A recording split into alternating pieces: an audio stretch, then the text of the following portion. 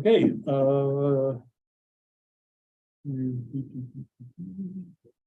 need to wait for a cue there. I guess not. Looks like we good to go. All right, I'll call a roll. Hanning, I just met her and she will be a little bit late, so she's not here right now. Mr. Platt. Here. Pernick. It's been David. Present. And Hinckley is here, so we have a quorum. We can proceed. First question, of course, is do we have any comments or corrections, revisions to the agenda? Going once, going twice. Thanks, Mr. Gertz. I kept going down and thinking, what about this? And then I would find it further down. So you were one step ahead of me. If there are no amendments and amendments can be either rearranging the order or adding or subtracting things. Hearing none, is there a motion to approve the draft agendas? Mr. Chairman, I move to approve the draft agenda as presented. We have a motion second on the floor. Discussion of that motion. Hearing, seeing none, all in favor say aye. Aye. Aye. Motion carries. Okay, we have a couple of sets of minutes in front of us. Let me find my notes for this. Two meetings. The January 11th regular meeting. Are there comments, corrections, thoughts on that set of minutes as they were distributed? Anything? While you're going through, I had one comment on page 6. Middle of the page, commissioner comments. Hinckley commented on DEQ. I just would add regarding the water and wastewater suitability studies done for new subdivisions. It just left it a little unclear what exactly letters we're talking about. So I thought that clarification might be useful for somebody who was reading these minutes. Did you have anything? Teeny tiny word missing on the bottom of page 4. Go ahead. Let's do them upright if we got it. He also explained there was a decision to be made. Are you following? Got it. Thank you. Okay. Others? Yeah, we'll do a motion to approve as amended. I second. It's been moved. Motion and a second to approve the January 11 regular meeting minutes as amended. Discussion of that. All in favor, say aye. Aye. Aye. Moving to the January 30th minutes. Same question. I had a just terminological question. Those are labeled work session, but we've kind of been back and forth on what is a work session and do we have such a thing called work session? And we've run into some confusion sometimes from the public as to what it is we were doing. So perhaps we could retitle these. Probably should be Special meeting is what we called it. You noticed it, right? Okay, so that would be just a small terminological correction that would appear like in the first 4 or 5 lines, like there's 3 places. Yeah. Got that? Okay.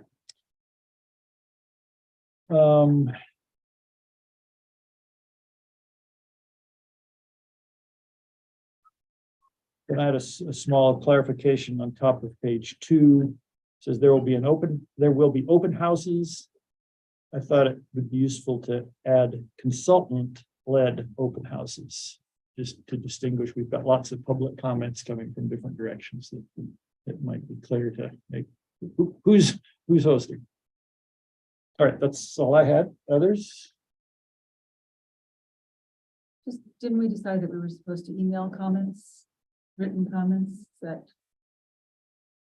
thought that was decided at the end of the meeting. Well, there's been an update actually, and David sent out a document from the consultant that we can comment directly to. Either way, Which I think is a great document. Yeah, and I had more than just looked at that, but Mr. Cornick's suggestion would be that the minutes reflect that you could submit comments. I thought that's what we decided at the end when we decided not to take action. Yeah. So I want to suggest an addition to the minutes. Yeah. Which would say what? Commissioners will submit written comments by email. Got it. Very good. Others? Okay, motion to approve. I move to approve the January 30th minutes as amended. Second, I'll second it. thank you. Further discussion? Seeing none, all in favor, say aye. Aye. Thank you. Disclosures, conflicts of interest. Let's just go down the list. I guess Ms. Hanning isn't here. Mr. Platt? None. Mr. Cornick? None. I guess let's ask our newest member. You got anything to declare? And I did read the minutes, but I didn't know what you guys discussed, so I'm not. No, I think it's you get one freebie here. Then you'll be on the hook next time. Yeah. All right, Hinckley has nothing to declare by way of disclosures. Well, all right, which brings us to introduction of the new member. And as per past practice, that goes both ways. So tell us who you are, what your interest in being on planning and zoning is. So I'm Rav Ben David. I'm a professor of wildlife ecology at the University of Wyoming. I've been here for over 22 years. And recently became very interested in helping with decision making, not just being a recipient of those decisions, but being involved in the process of making decisions. And that guided me to run for the US Senate in 2020 as the Democratic nominee, which failed. And then this last election, I ran for House District 46, again, did not succeed. But that didn't diminish my interest in participating in a civic process, in the decision-making process. And so when this position opened, I applied, and here I am. Thank you. Thank you. Mr. Platt, let's just go down the table here. Well, I'm Michael Platt, and I am here because of an accident. I found myself at Chairman Hinckley's office, and he persuaded me to apply, and Sue was one of the commissioners that actually picked me, so here I am. But I'm interested in the success of the community here, and so that's why I volunteered to serve. And I think we're making a difference here. Good. Bern Hinckley, I've been in the Laramie for 40 years. And my profession is in water resources management, specifically groundwater exploration development. I worked on the other side of this for many years, coming to the planning and zoning meetings, and have for years thought it would be useful, just personally and professionally, to see what regulation looks like from the other side. And in the 2 years I've been on the commission, it has definitely provided me a perspective that I did not have as the people on the commission. They might have been thinking as I was standing there talking to them, but I'm rounding out here. So that's my situation. I've been on 2 years now, and I've been the chair this last year. Diana Kopornik. I've been here since the 1970s.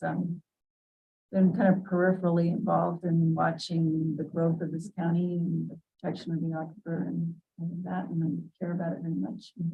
There's a chance to get involved. So welcome aboard. Thank you. And I'm sure I'll learn a lot. you will. And don't be shy about if there's things we could be doing better to make the whole thing work better for you. We're all ears, and our staff. Well, let's do. I think you may have introduced that, but let's quickly run down the staff end of our operation. Who we are? Yeah, who are you? What do you do? Why are you here? I'm Dave Gersh. I am the planning director for Albany County. We have a staff of 6 in my office. We've got 2 planners that kind of work on this stuff. We have another planner that's really just focused on wastewater, floodplains, and they'll be involved with the CAP plan as well. And then just an office manager, an enforcement person, and GIS. The person that does mostly addressing and those types of things, but that's kind of our office. I can let Joe introduce himself, but yeah. So county GIS is run through the planning No. office? So we have a GIS analyst in our office that the specific duties are addressing. They help us with mapping, or Jory helps us with mapping. And he's been helping also with some subdivision exemptions. So he does some odds and ends. Karen Bowman is actually our senior GIS analyst for the county out of the assessor's office, and she would be the county GIS officially. So.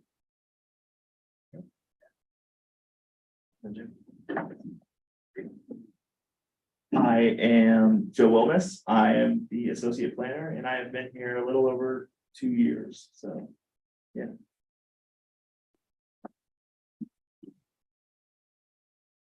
I'm Matt Ayers. I'm Deputy County and Prosecuting Attorney.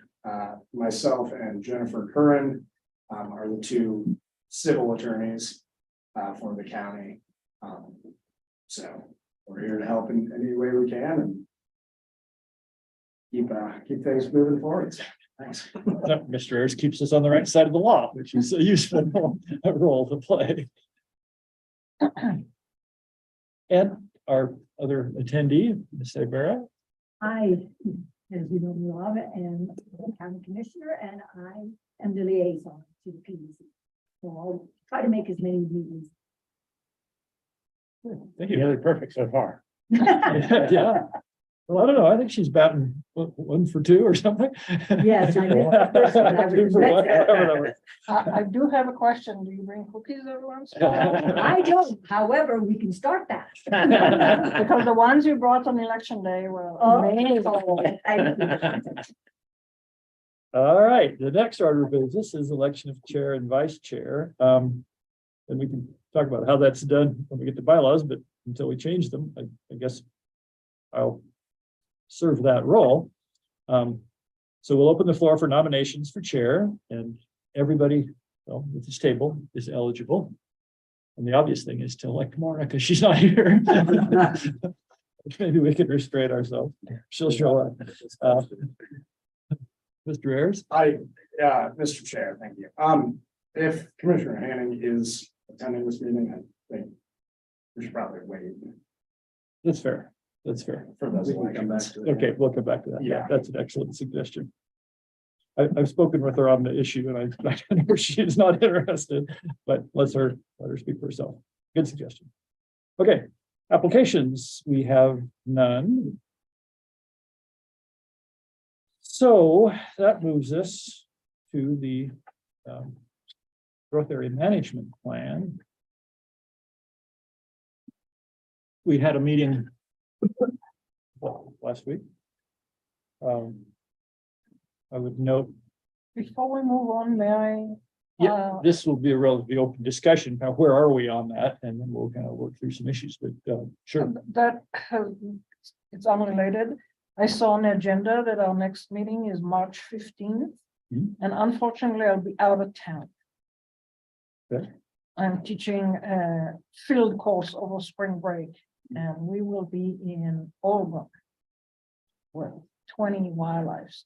So Now we normally offer a Zoom option if that is something. we'll that be out we- in the we'll be field. out. Okay, I may not even have cell phone. okay. So We moved that from our normal second Wednesday to accommodate planning staff. And I guess that's probably still where we are. Unless some other commissioner is unable to make that. Okay, well, let's leave that alone, but thanks for that heads up. Okay, the management plan, and as Commissioner Platt and I discussed, I did invite Derek Teeney, who is the city planner, to be here. I think we look to him as well as our county planner, Mr. Gertz, to guide us through this process of how this plan works and how it will be implemented. Promulgation of a comprehensive plan is new to this group, and we're all relatively new to planning and zoning. The cap is our paradigm, but it's kind of an unusual land use plan because it's so technically intensive. So we are looking to staff, both city and county, to give us some guidance. Remind us, Mr. Gertz, what did Mr. Teeny, he said we could send him questions or he could come to another meeting, or where did we leave that with Derek? Yeah, Mr. Chair, because he was unable to be here, he said if there are questions for him specifically, we can send those on to him. If we have a discussion tonight, I mean, I can take good notes and just send them on to him as well. So if there's any requests from the city or kind of the group, the city, county staff that are working on it, as well as the consultant, we can take that on as well. So, but yeah. Okay, and I assume you guys talk regularly, so. Yeah, we typically meet once a week to get together. We didn't this week just because there wasn't a lot to talk about, but yeah, we try to get together once a week on Wednesday morning just to go through where we're at, where we need to head.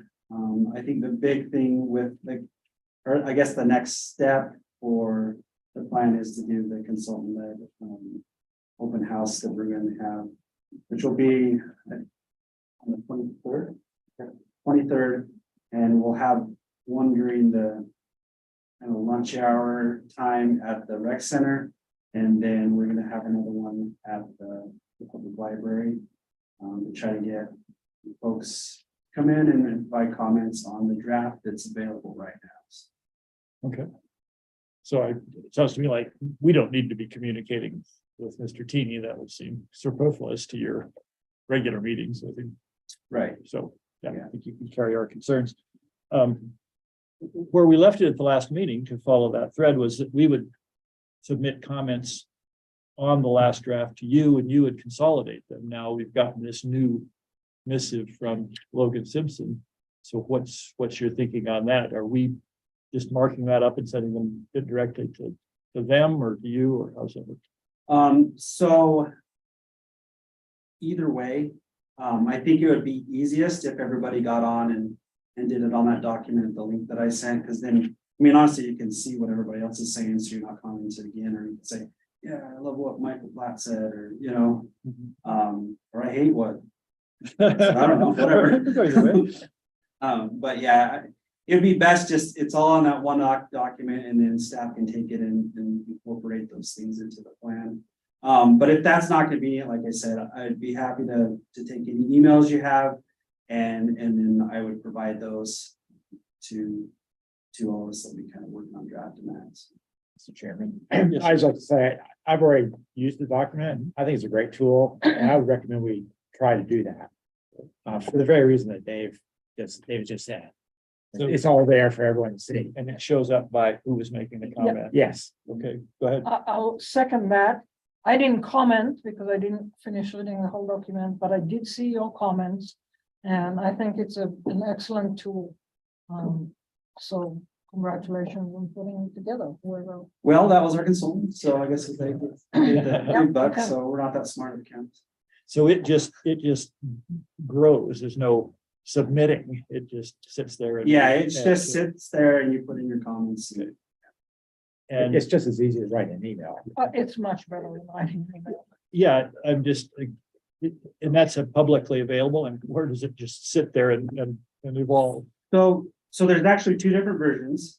There's a version that the public will be getting to use. They can do the same thing, however, their comments will not be available for the next person that gets on there. It'll disappear for them, but we'll have all those comments. Your version will be seen by you guys, planning commission and staff. And so everything that's put into that document can be seen by everybody.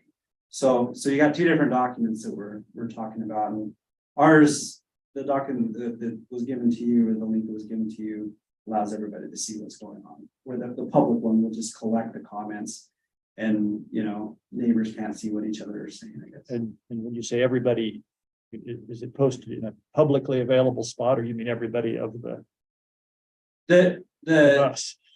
The public version will be in a publicly available spot. It's not on the website yet.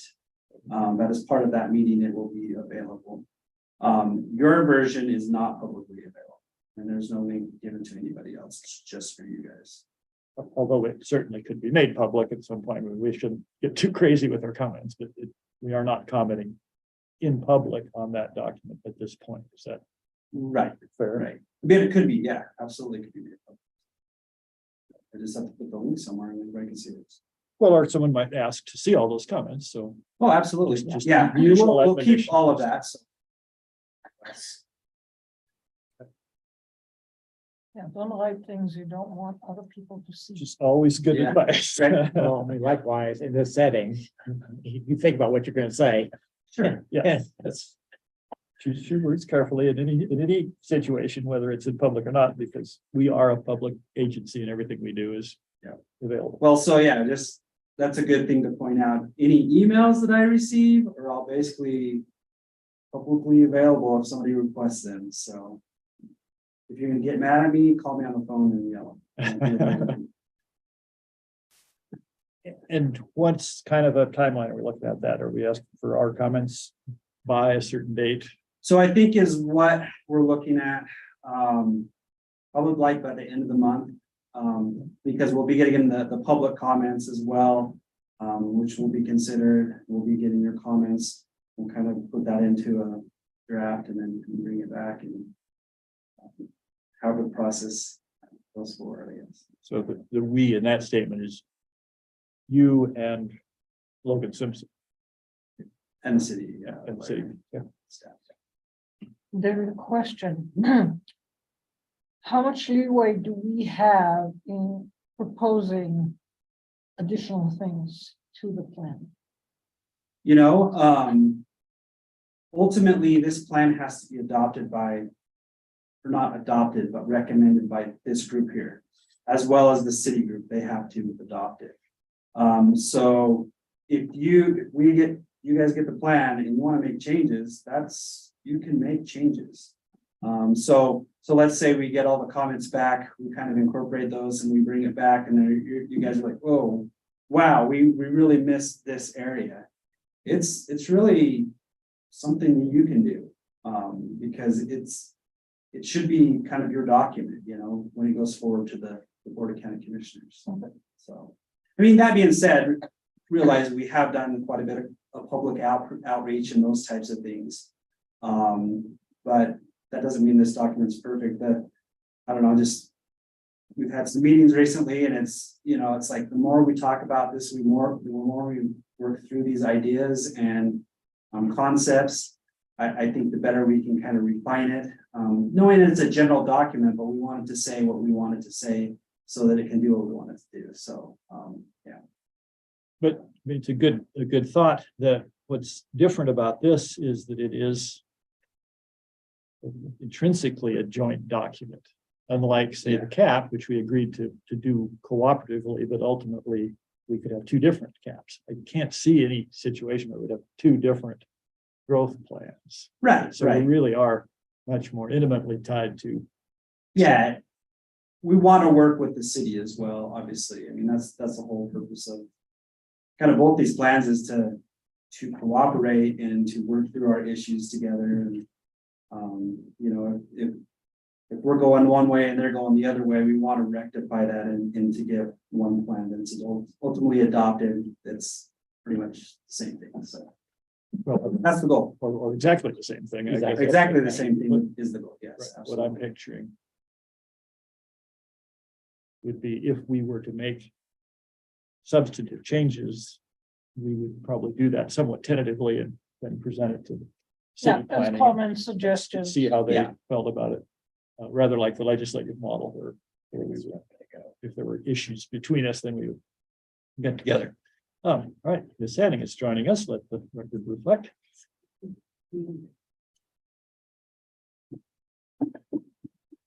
Hey, Mauro. And so there may be some joint meetings between the planning commission, one of that's.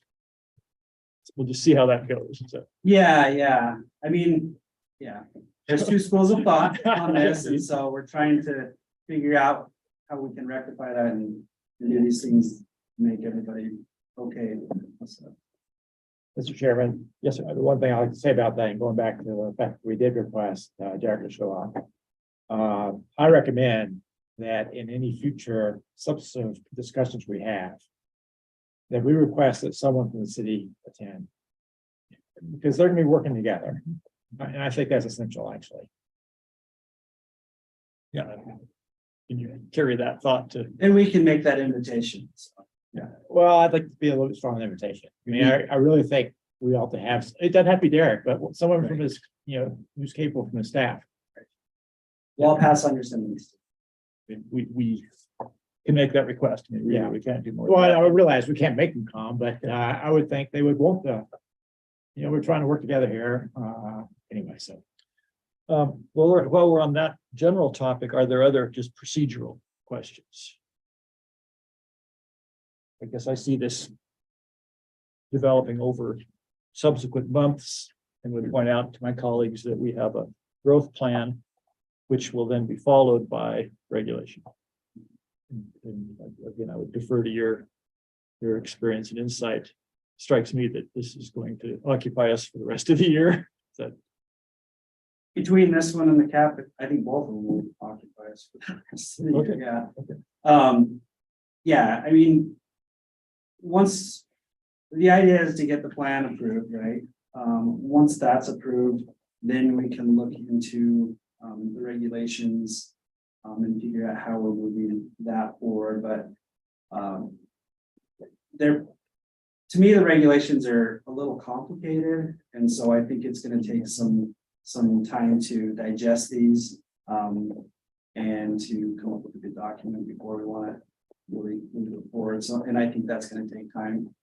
And that's gonna be an interesting thing as well, because the city of Laramie will need to make some changes in theirs, but we have the big lift, the heavy lift, on our side, because much of this. I mean, the development that happens in the county, that's us, it's not really the city, so. So, yeah, and I think it's important that we do take the time that's needed to make sure that these. Do what we want them to do and not create problems or, confusion. So I just think it's gonna take time to do that. So we need to do our part to help move it along, but we can all expect to see this on agendas for some months to come. Good to have something to count on in life. Yes. Honestly, in the regulation regard, I think the cap's gonna be much easier to implement than this one. So, Well, and maybe another process riff there is, when we had this discussion with the cap, there are two separate initiatives. One is the plan and one is the implementation of the plan through enforceable regulation. And so as we're commenting on the growth area plan, that's something to keep in mind if there are things that more appropriately should move into the regulation discussion. And I think we will find there are some of those. All right, other questions? I just kind of what we're doing, where we're going with that. We did get a lengthy public comment, which I believe Mr. Platt and Mr. Birch have responded to. It struck me that the main response was to reassure everybody who lives in the county that nothing changes unless somebody comes forward with a development. Is that correct? Yeah, and both myself and, as you said, Mr. Platt replied to that, and he replied back to both of us saying, thank you for listening to our comments. This clarifies things, and as this moves along, we'll keep an eye on it. If you have any questions, we'll get back to us. Excellent. Yeah, it was very, I didn't know how it'd go, but Well, I mean, the comments were quite extensive and obviously well thought out. So no, I'm pleased to hear that was resolved in a mutually satisfactory way. And we'll see where it goes.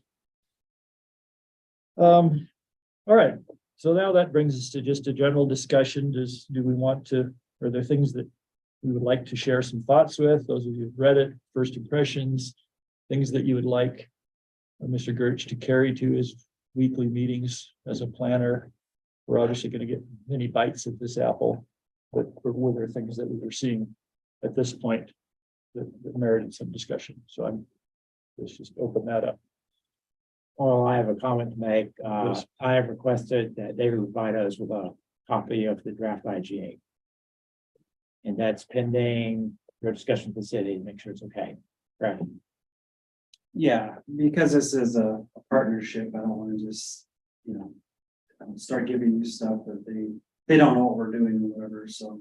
I'll speak with them and see if that's okay. And send that on to you, which.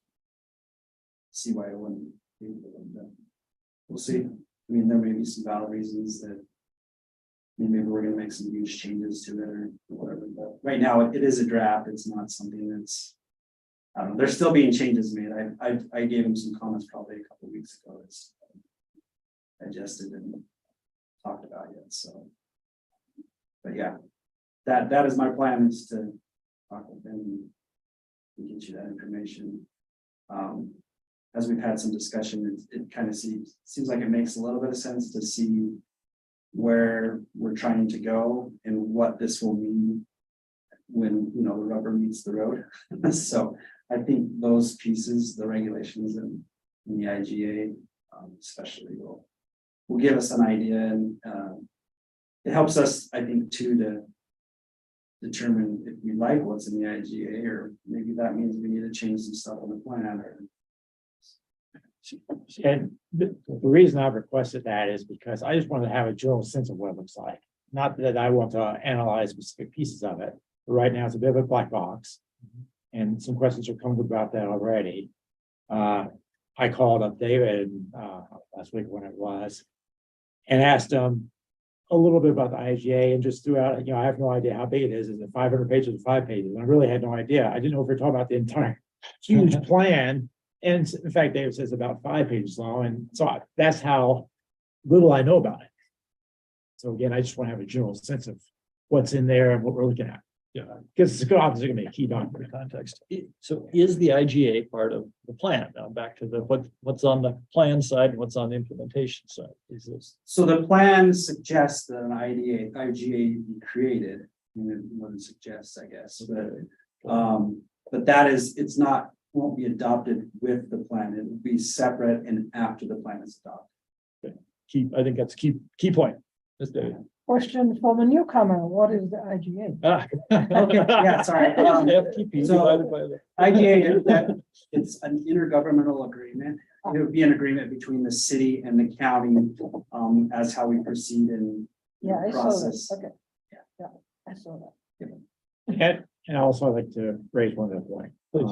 At our last meeting, Mr. Chairman, you asked parenthetically, or however you phrased it, or raised the question, do we even need an IGA? And I would like Mr. Ayers to speak about whether or not, in his opinion, we need an IGA. So after speaking with members of my office and doing further research on the IGA, there is one key point where an IGA would be required. If it is the intention of this commission and the Board of County Commissioners to require any sort of joint approval between the city and the county on development plans or on, subdivision permits, which it may not be that it would actually progress to a point where, both the city council and the Board of County Commissioners have to sign off on the plat before it gets approved. Is that correct? That's not necessarily envisioned right now? Correct. That's, yeah. Okay. And yeah, so David's giving me confirmation that there's not it's not planned to be any sort of joint agreement as far as development applications. That would require that an IGA be approved under the Joint Powers Act.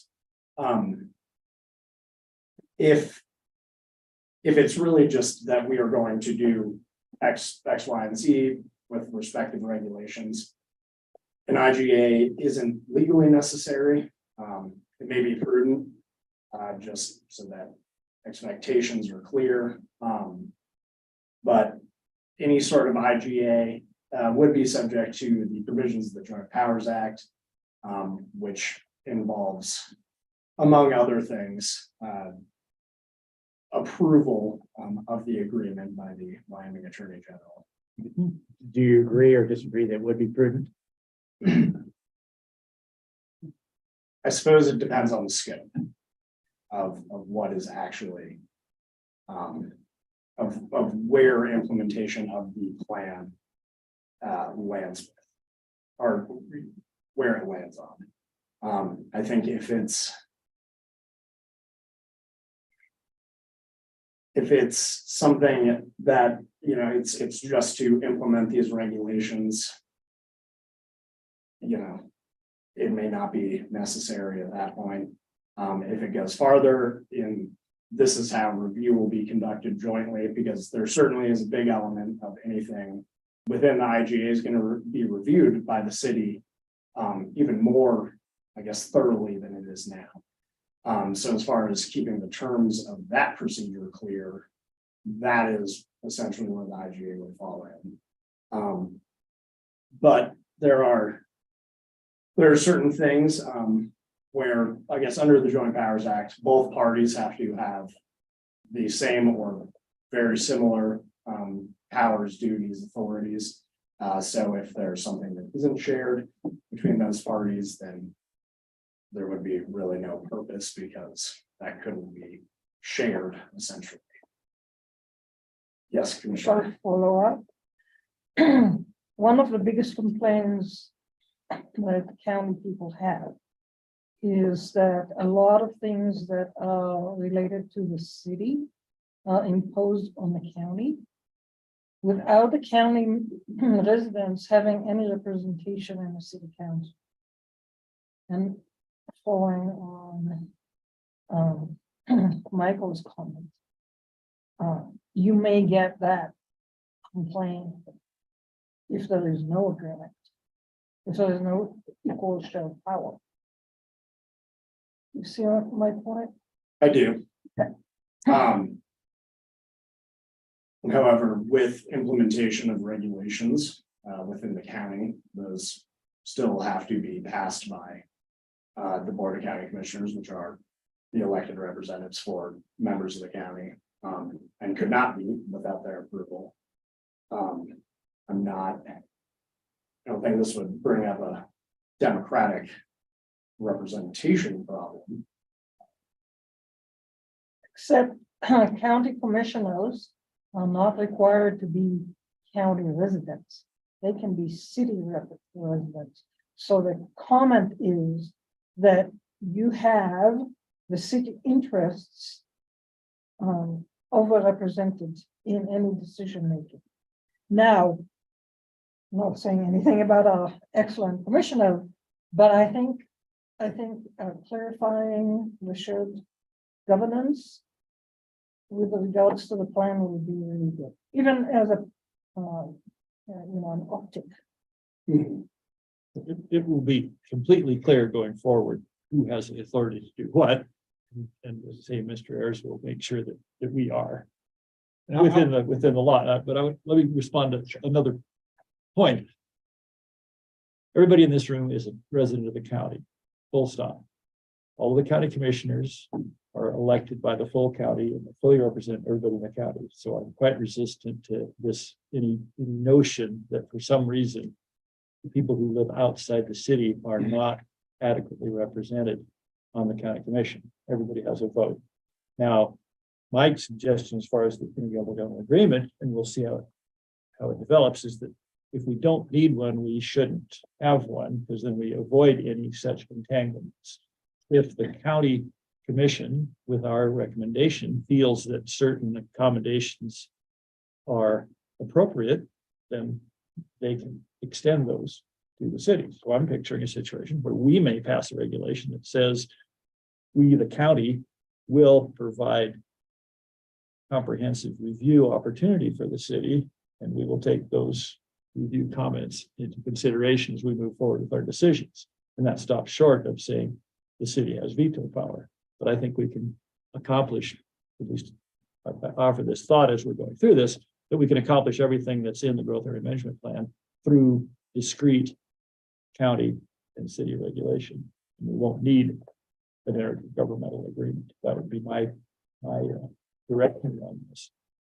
And but I agree with the political thought, and the Wyoming legislature has in fact in recent years explicitly stripped the city of any zoning authority in the so-called donut. So we have had clear direction from the legislature that the city cannot assert any control outside the city, but certainly we in the county could extend to them the opportunity to comment. And you know, our regulations could require us to take those into consideration. So that's kind of how I see that going. Is that a feasible approach, Mr. Gertz? Thank you. And then, Mr. Chairman. go ahead. To make my position clear, I think we absolutely should have an IGA. If for no other reason that it forces the two parties to sit down and identify each other, the elements of this growth plan that we're going to agree to, and so that we fully discuss and memorialize what each side is expecting out of this and wants, and we'll do. And that way, in time, if there's any disagreement with what we're agreed to, we have the IJ to look to. And I think that's just a basic document or agreement. It could prove valuable, and if it doesn't be proved valuable, that's fine. But I think we should have it. Yeah, we can cross that bridge when we come to it. Yeah. Go ahead. Man, Mr. Chair. thank Please. you. Yeah, Mr. Platt, in regards to your comments, I suppose an IGA could very well be prudent in exactly determining how that kind of joint review works, because that's not exactly something that could be addressed. I don't know what effect it would have if it were to be in each party's regulations, because those could get changed. Although one thing that I would like to address is that the term of any sort of IGA is an important consideration. There is Wyoming case law, as there is throughout most of the country, that governmental entities cannot bind future governmental entities. Normally we see this with boards of county commissioners. So the general rules that contracts are limited at the end of the term of the composition, absent some sort of public benefit or necessity to the governmental body. So just exactly how long the term will be an important thing to watch going forward, as well as its contents. But as David got to earlier, there's still some moving parts. Fair enough. Other thoughts on the IGA? I think there's an important piece that we'll be talking about more. I have a comment not on the IGA. Okay, let's move on from IGA. Okay, so at our last meeting, we heard a comment that this plan was being rammed down people's throats. And I've not been involved long enough to know if there's any merit to that. I know they've made an effort to get public comment. But I think if we want to build something that's going to last and not just disappear when the political winds shift, that we do need to get broad-based support for it. So, and again, I don't know how much of this has already been done, but I think we need to make a real effort to talk to the people whose land we're talking about and make sure that they are listened to, and maybe we can accommodate everybody. They may disagree with each other, but there should be no basis for saying that. Diane, I totally agree with that. And that was exactly why I wrote back a letter to this person wrote us last week, because they had some real concerns. Yeah, And we need, they if someone need to be presents heard. us with some real concerns, we need to answer them quickly, which they were. I believe. And appreciate the staff doing that in a way that was satisfactory to them. But I think it's really important that we avoid even the perception of anything being rammed down anybody's throat. And we need to keep a record of the comments so that we can actually document that we did collect those comments and make an effort to address them. So at this point, we aren't, it isn't ours, I guess. I'm thinking that the city and the county have hired a consulting firm to solicit public comment. So I guess I would refer your comment to Mr. Gertz. Is there any, are Well, that are we goes with what satisfied Russ with what said we're about doing? whether we can change it. Right, He all said the, we have to make it ours. all of the public comments to date have been done as the consultant gathering Yeah. comment. And I haven't seen that. And that's my question is, are we unhappy with the way in which the consultant has implemented that part of their assignment? And that sounds to me like you're hearing I'd like to dissatisfaction. see them because I'd like to know what all this is based on. And I hope it's, no, they're saying, I asked them at the last meeting and so did Nora, but you know, is it based on public comment or is it based on other things? Part of it, they said, was on the RFP. But I would like to see what's behind this. So what, Mr. Gertz, what are we getting from the consultant in terms of compilations of what they're hearing and how they're changing things in response? That I think would be a way to get at this. Well, and how they came up with it in the first place. Yeah. They told us how many people they talked to, but we didn't see the comments. Yeah, Mr. Chair, all of the surveys, I would believe that we have a report on the comments that were made on all the surveys. We have a list of everybody that we've talked to, like we did some small group meetings early on. Well, we did them twice, we didn't really want to do them again. But we have, you know, who we talked to, what their affiliation is, those types of things.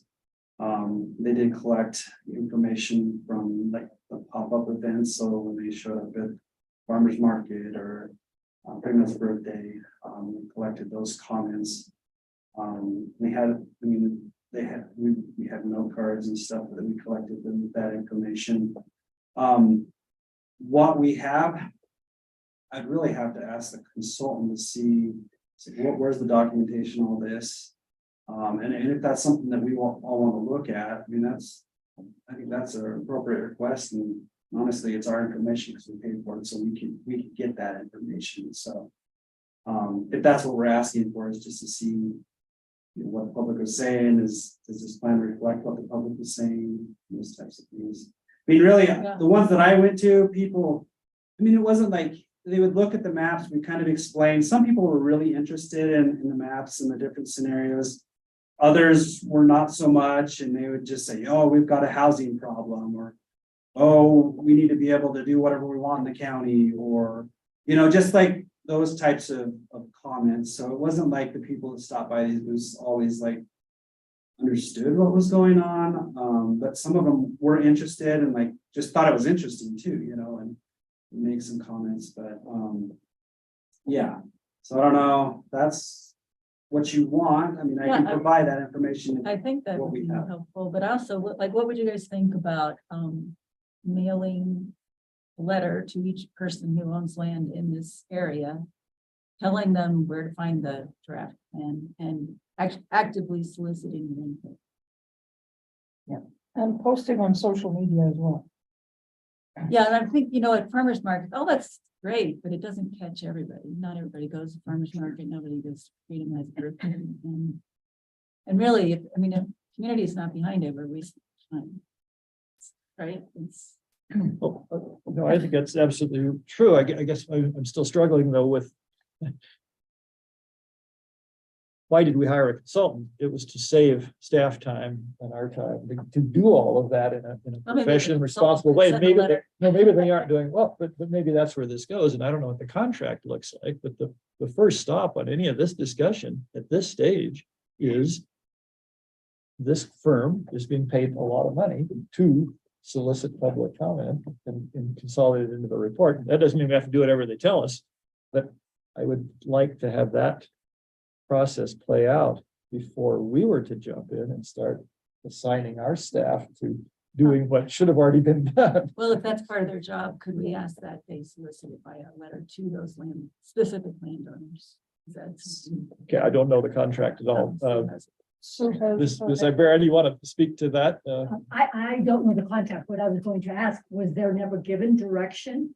Was direction never given to this consulting firm, either by this commission or by planning, as to how you were going to proceed with comments, how you were going to present them to the public, if it was going to be wait till the entire document was complete, or what? Did you guys not decide how that would? The short answer to that is no, that was not in front of us. I don't know who wrote the contract, but it was not this body. Go ahead. To add to that, the little that I have been able to go through, there's a lot of inconsistencies in the number of respondents. So when you look at the numbers, 290, whatever, and then in one place it's 50, in one place it's 130. Probably because I don't know what survey was given to what group of people, but it might be worthwhile, and I'll do it when I read it more carefully, to see how many people have responded to what survey. It's not clear from right now, from what I've read. Yeah, it's pretty general. Mr. Chair. I'm trying to remember at our last meeting, the consultant made it sound like not all responses were tracked in terms of people from the unincorporated parts of the county versus people from the incorporated part of the county. So it's going to be hard to tease out whose comments are whose, but I myself would be happy as a first start of thinking if we need to do more with the property owners this impacts. Would there be a way to just take the map of the LGA and indicate with some kind of hash pattern or stippled pattern who are the property owners that have had conversations with, for example, Warren Livestock, there's quite a big aerial extent. Perhaps they have been talked to, and that right there would cover a pretty good area of the map. And so I wonder if the first cut could just be a map depiction of the property owners that have had discussions and are generally favorable towards it. And then property owners that maybe were reached out to but don't have a favorable opinion, they could get a different pattern. I mean, that would at least, I think, give us some sense of what aerial extent are we talking about where it's an unknown about what the property owner thinks. And so at our joint meeting, you probably remember Commissioner I think you brought the same thing up at our Jones. Commissioner Jones. Commissioner Jones. Yeah, Commissioner Jones brought up wanting a list of who've been talked to and that, which I have, and I provided to her, and I'd be happy to provide that to you, because that would give you an idea. It would show you that, yes, we talked with Doug Samuelson, we talked with South Laramie Water and Sewer District, we talked to the university, we talked to a lot of the major players and the major landowners in the area. Oh, we talked to who are the folks that own the feed store out west, the west side, I guess. You know what I'm talking about. Anyways, they own a bunch of land with like the pilot, what's across the street, Petro, around that area, big landowner around there. We talked with them. Can't remember the names at the time, or at this time, but, so we did, that was a focused, effort to talk with these big landowners that have lots of land. And then some of the groups that we talked to, I think we might have talked to the South Laramie Water, or we did this, the water district, but the Sherman Hill Rural Improvement District. So that gets another group, but now what, Commissioner Kornick is asking, we didn't do that. We didn't send letters to every person that's in this area. And you did tell me about the big ones. I didn't mean Yeah. to imply that you haven't done any. No. I was just, this was more for the edification of the group. So Okay. just to kind of see what was done. But I'm not opposed to whatever this group decides to do. So if we need to do more of that, or even suggest that to these folks, or our consultant, we can do that. Yeah, Well, so. let us first understand what they have done. I mean, it sounds to me like one resolution of this concern is to get a more of a report from our consultants. In terms of what they have done, Mhm. who they've talked to, what they said. That. Yeah. And certainly there's going to be a transition period where this becomes, it isn't the consultant's thing anymore, it's ours. We're not there yet, and we will go out to public comment. And at that point can design whatever public participation that we feel hasn't been done. But I'm thinking the first line of attack on that is through the consultants, and it was part of their contract. Just one thought, Mr. Platt, let's get Mr. Gertz to, what does the contract say? Somebody committed to a public participation program and Yeah, I mean, I could look, actually, I could look that up to get you kind of the specifics, but it was supposed to be a robust, public input process. The reason we are doing, the open houses this month is because that's part of the contract. Once we got the draft out, we were supposed to have, an open house or some kind of a public meeting so that we can gather input from them. And honestly, I don't want to discount what they have done, because this is probably the best public outreach program that I've been involved with. Thus far in my career, it's really been extensive. We really have tried to reach a lot of people. But have we went door to door or sent out letters to everybody? No, we haven't. go ahead, you had a thought to put in. Well, I wanted to point out that page 3 of the growth plan does summarize all the outreach efforts that are made, and they're extensive. That's my feeling. And second, if there should be a desire to make a mailing to all property owners, then I think the mailing should include everyone in the greater community, including residents inside the city. I don't think that distinction should be made. And I'm not suggesting we should do that, but Hold that thought. I guess my thought was that, catching people at pop-up events and people that kind of people that come to public meetings are not really a random cross-section of the That's true. population. And since the people who actually own the land that we're talking about may not have participated, I think their participation is important. nevertheless, again, I believe we need to be thinking in terms of the greater community in everything we do with related to this growth plan. I think it's critical that we do that so that we have positive support rather than a we versus them type thing. Yeah, that's developing. what we're trying to avoid. And we all live in Laramie, and everyone, in the Laramie growth area, I should say, here. And as Burns already said, we're all members of the county, and we should be going the same direction. I'm not seeing this as us versus them. That's not going to work. Totally Yeah. agree. Well, it makes it a much bigger project. but So Sure, I see your point. so let's see where we are Yeah. before we See where start we planning are. where Before we we need to start go. Yeah, Mr. Chair, this is kind of anecdotal, but there's been 2 times I've sent out letters to like large areas of folks. One was when we changed the Casper Aquifer protection regulations in 2012. We had an open house and we sent everybody up there a letter. Some of the response was, why is the government sending me letters or whatever? They're coming into my home or whatever. But honestly, the meeting wasn't bad and it was fine. The other time was when the city was doing their master plan for trails and parks. And we sent out letters to bunches of folks then. And I don't want to relive that, but I'll just leave it at that. So it wasn't as pretty but anyways. Well, that comes to my mind as well. I don't know if anybody else on this commission experienced that. I was as a public participant. And moral I took away from that is you're never going to make everybody happy. And you're always going to have somebody coming up and saying, nobody told me, even though it had been on file for 30 years and subject to 18 public interest surveys. The most ludicrous part of the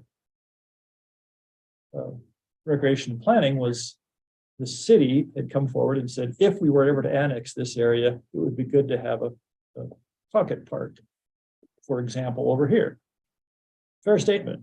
Well, the owner of that over here then goes unglued, like the bulldozers were all warmed up, ready to plow the house out to put in playground equipment. And there's just no way that we can respond to that level of paranoia. At the same time, we have to do everything we can to get buy-in across the county. Nor are our actions subject to veto by landowners. And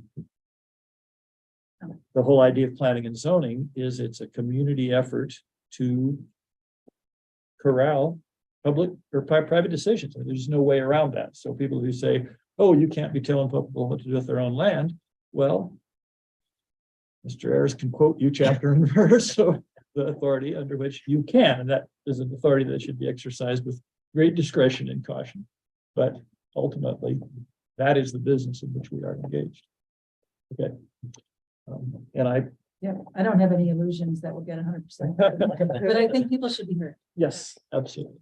So it sounds like let's get a report back in more detail from our consultants as to what they have done and how they have responded, because there's also that issue of you can go through the motions of public comment. I think we've all experienced that over our careers, and they were in fact proven to be theater rather than substance. So we want to be assured that we have substance in this case.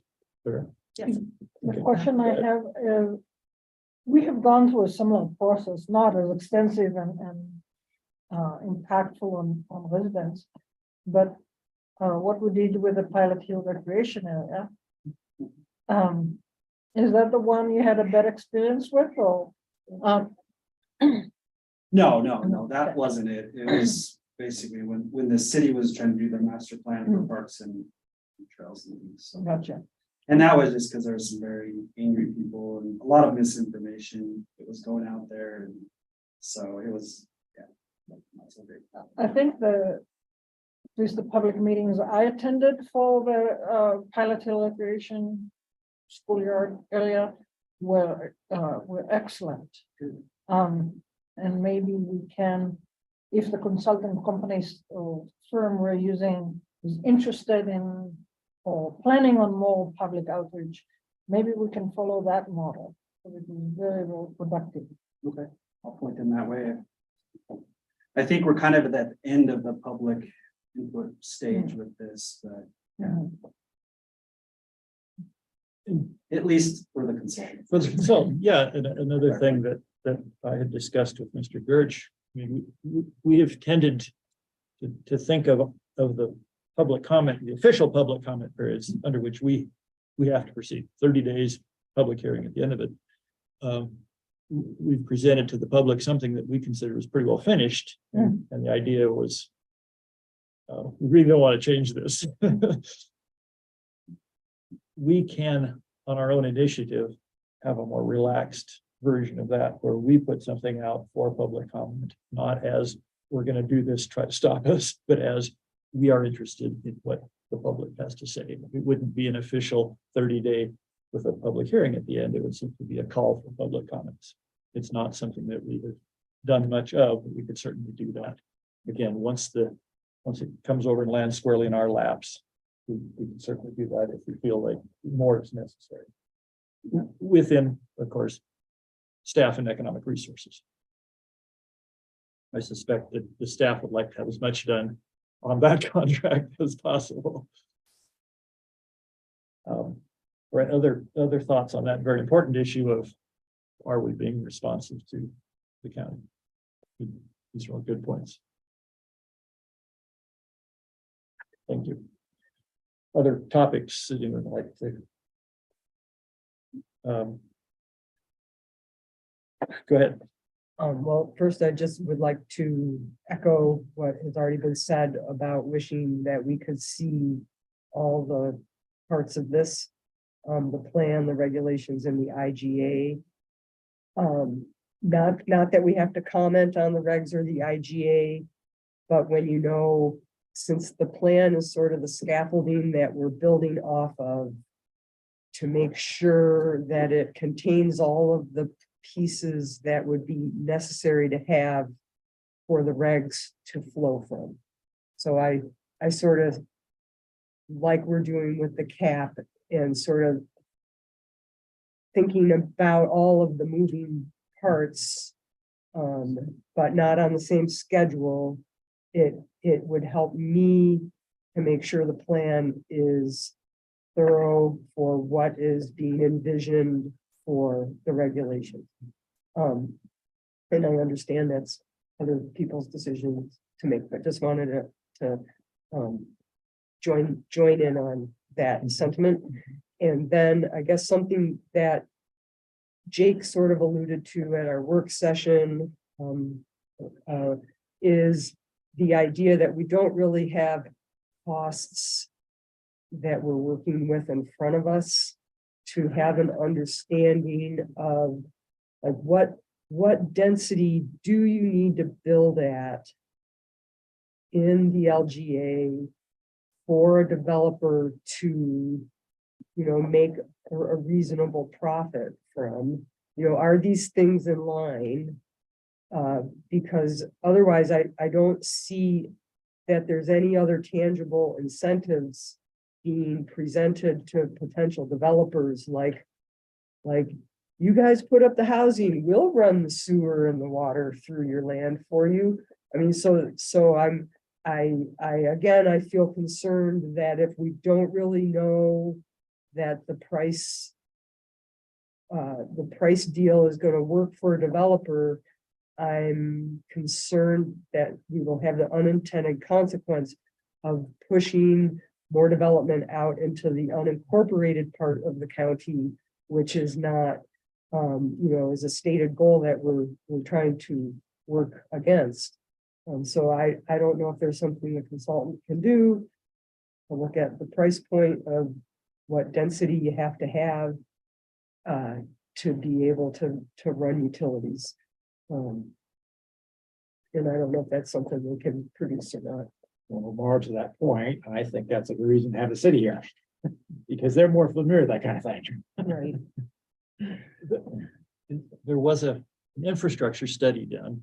The very most summary pieces of it, which appear the 57 million or whatever it was to put in. So there's information available on that should speak to that.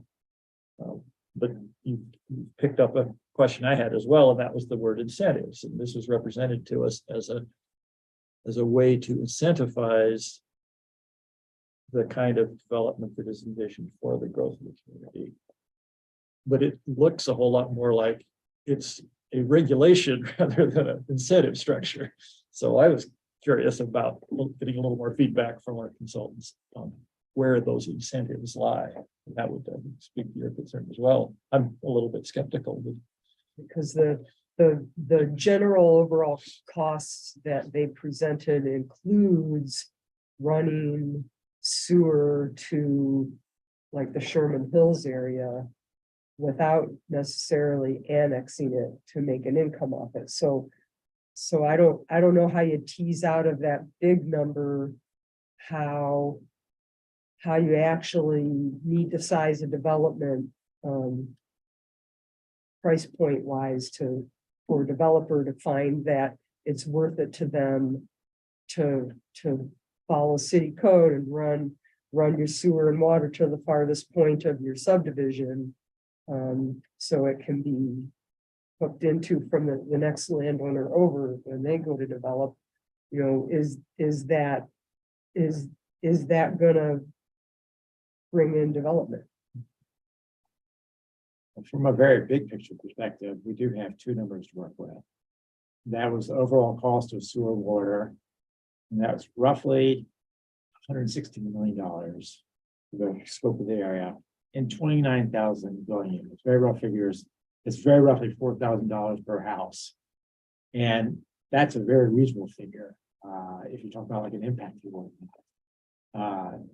for at least that piece. Of course, there'll be other costs too. But that is, of course, just a very, very big figure. The figure's obviously going to change too over time. None of these costs are going to stay static. And But it is to some of the pushback I got at our big meeting where it sounded like I was wanting much more detail. There's a conceptual piece there that the consultant should elucidate for us. Is the number 4,000? Is it 50,000? We don't have to have the down to the penny, but that should be part of their report to us is how they see those incentives working and what those costs would be. And I think that's kind of in there. It would fall in this category of tell us more. I believe the main tool we're going to have in front of us at the county level is zoning. If we change some zoning, adjoining city land in conformance with this conceptual plan that we've seen these maps from just say ag to urban residential, that's going to be a more attractive target for a developer to take a look at. And, if that's done in consultation with the city, and that's where they want to, next extend growth and utilities, then that's something we can do as an incentivization to point developers in that direction. There may be other things too, the consultant can point to, but that's the main thing I see. So, Mr. Gertz, we discussed this a little bit. Share with us overlay versus rezoning, because it sounds like Mr. Platt's question is quite similar to mine of, are we simply changing the zoning of this area into something like small lot residential or urban residential? Okay. Or do we lay an overlay on top of it? So again, just for our education, Yeah, let me kind of explain the difference, right? So we have our base zoning, which is what we have in the county today, agricultural, rural residential, small commercial. Those are the base zonings. That's what every property is zoned as. So an overlay is like the Casper Aquifer Protection or the Aquifer Protection Overlay Zone. So an overlay zone goes on top of this, provides additional standards for people in these other zones, right? So because it's area specific, right? So what the consultant is proposing and what I believe is easiest to implement and what is kind of in front of us now is we leave the base zoning, the rural residential, ag, commercial, industrial, those things, and then you overlay this zone, which would be the growth area management zone or growth area zone, whatever we call it. And what's more complicated about this overlay zones is not just a single set of standards. Now we're going to have this overlay zone says this area is for community commercial, this area is for multifamily something, I don't know, whatever we name these things. So they're all these things. Now, the base zoning stays. So somebody comes in, wants to get a house or wants to put in a house and a septic. They've got a vacant piece of property. They come in, that doesn't trigger anything. The overlay zone doesn't affect them in any way. They come in and get the permits like usual. Now they want to come in and do a subdivision. Okay, now that's the trigger. That's when it snaps, and now we're looking at a different set of rules. So say we're in one of these multifamily areas and they want to come in and do some kind of a subdivision or some kind of a development there, that would then trigger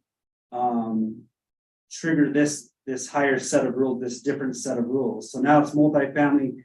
Now this zone will say this requires water and sewer from municipal source or centralized source. This requires that all lots be between I don't know, quarter of an acre and half an acre or whatever, just to throw some numbers out there. Those are what they'll have to abide by. Now, what makes it interesting is like, so, yeah, this is out in the county, there's no water and sewer hookup, so what does that mean? So now they can't get those, they would then have to go to the city and say, hey, we want water and sewer for this.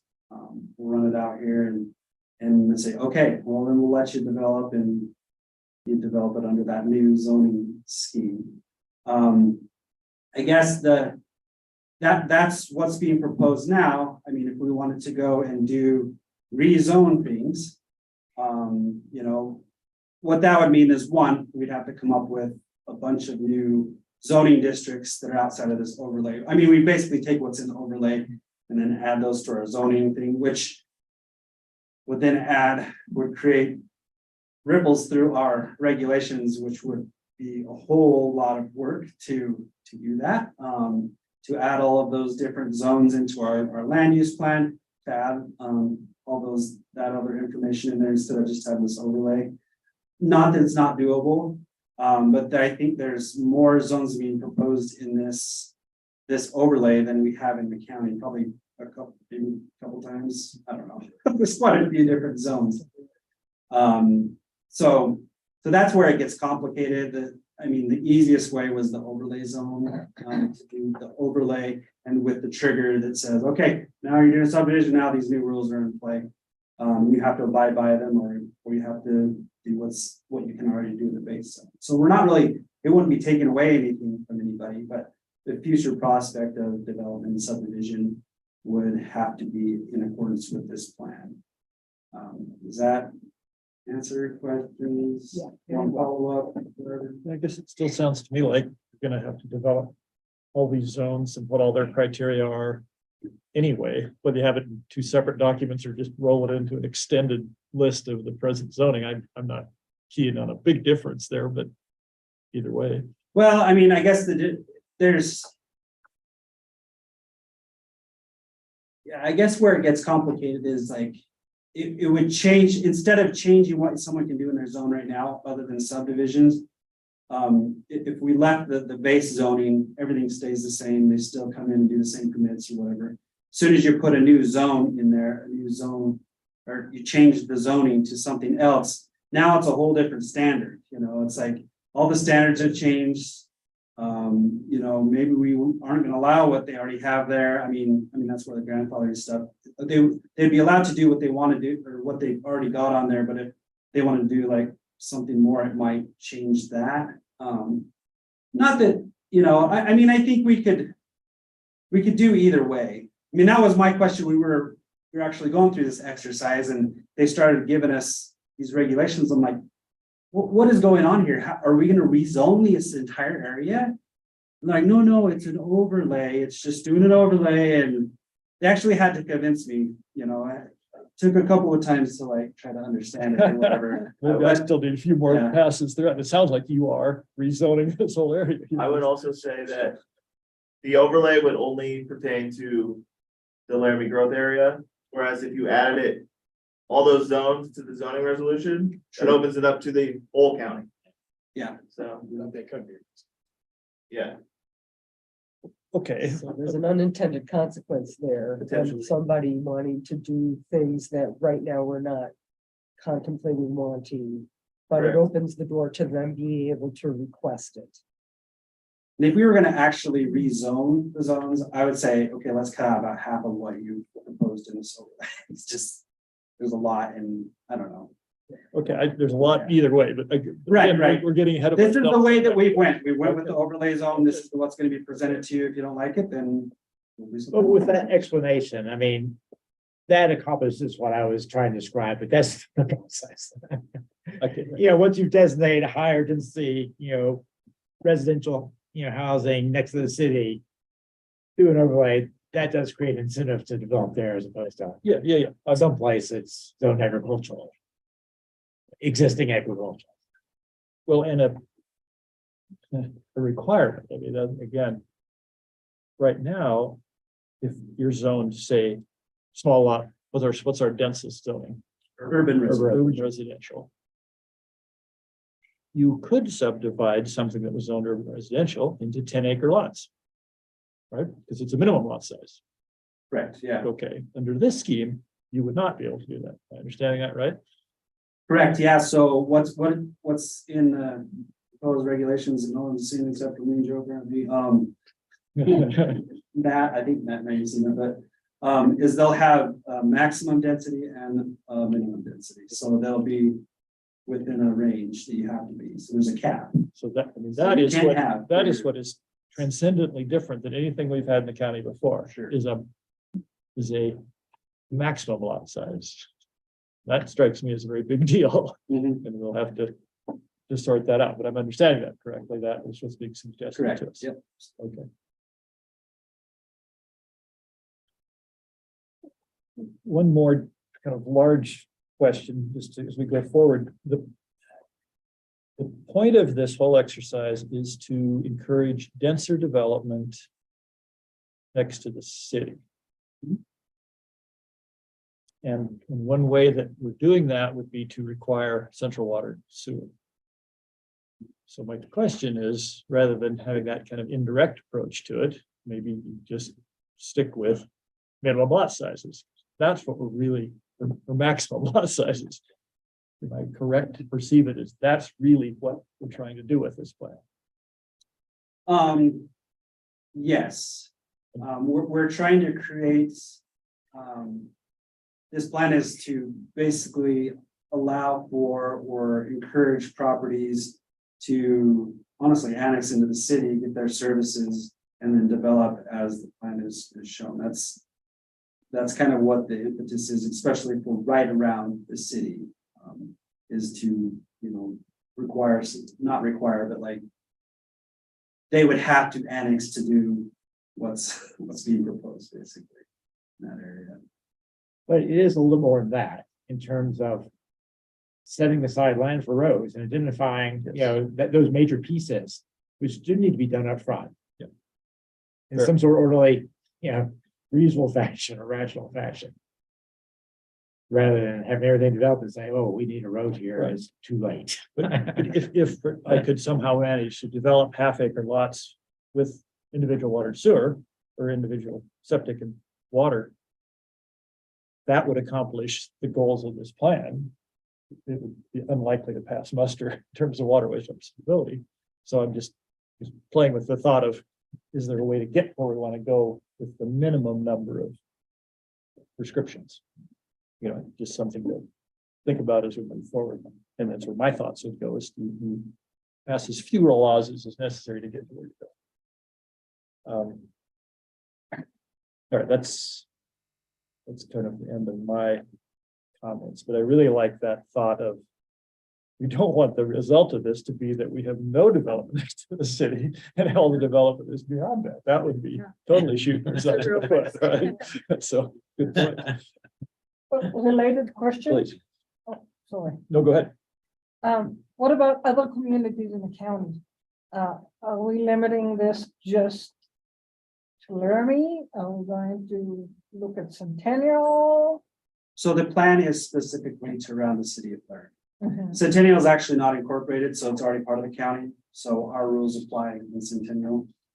And then the only other incorporated town is Rock River. This is Sure. area. They've got so much empty land. over there. That's it. Worried about No, but I'm saying, annexations, yes. I'm just asking if the plan is in the future to start looking at other communities in the county. Not at this time, and we have our comprehensive plan that has been developed quite a while ago, which probably we should look at, but and it addresses areas like Centennial,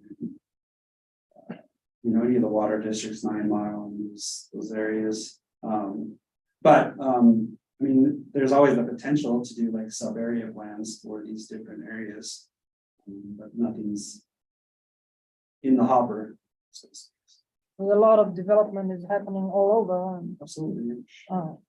if our goal is to keep natural resources and agriculture in the county, then those land chats are not what we want to go. Yeah. We're trying to get Centennial to incorporate, so. But just to rewind a little bit, and Commissioner Platt has been the biggest proponent of exactly what you're talking about, of why did we just do this area? Why didn't we go further? And then the answer basically becomes, yes, we should look at the entire county. And in fact, that's our charge. We are planning and zoning for Albany County. So I anticipate down the road, absolutely what you're doing and revisiting zoning countywide, which will be a subject of the training that we'll talk about a little later. It's surprising to folks to hear that the county was never zoned with any deliberation. And I don't mean that as an insult to your office, but the zoning in Albany County right now was simply an adoption of tax status wholesale. There was never a thought given to, is this a good place for that or a good place for that? So that thinking has not taken place. I would certainly look forward to the time that it does take place, whether that'll be within our tenure or not. I would. We really haven't used the comp plan or actually zoning to implement the comp plan like it's supposed to be done, but we have a zoning map, so we didn't have that till 2010. Right. Well, and we this commission has changed the zoning regulations to much more explicitly tie requests for zoning changes to the comp plan and some of these land use plans. So we're making incremental steps in that direction.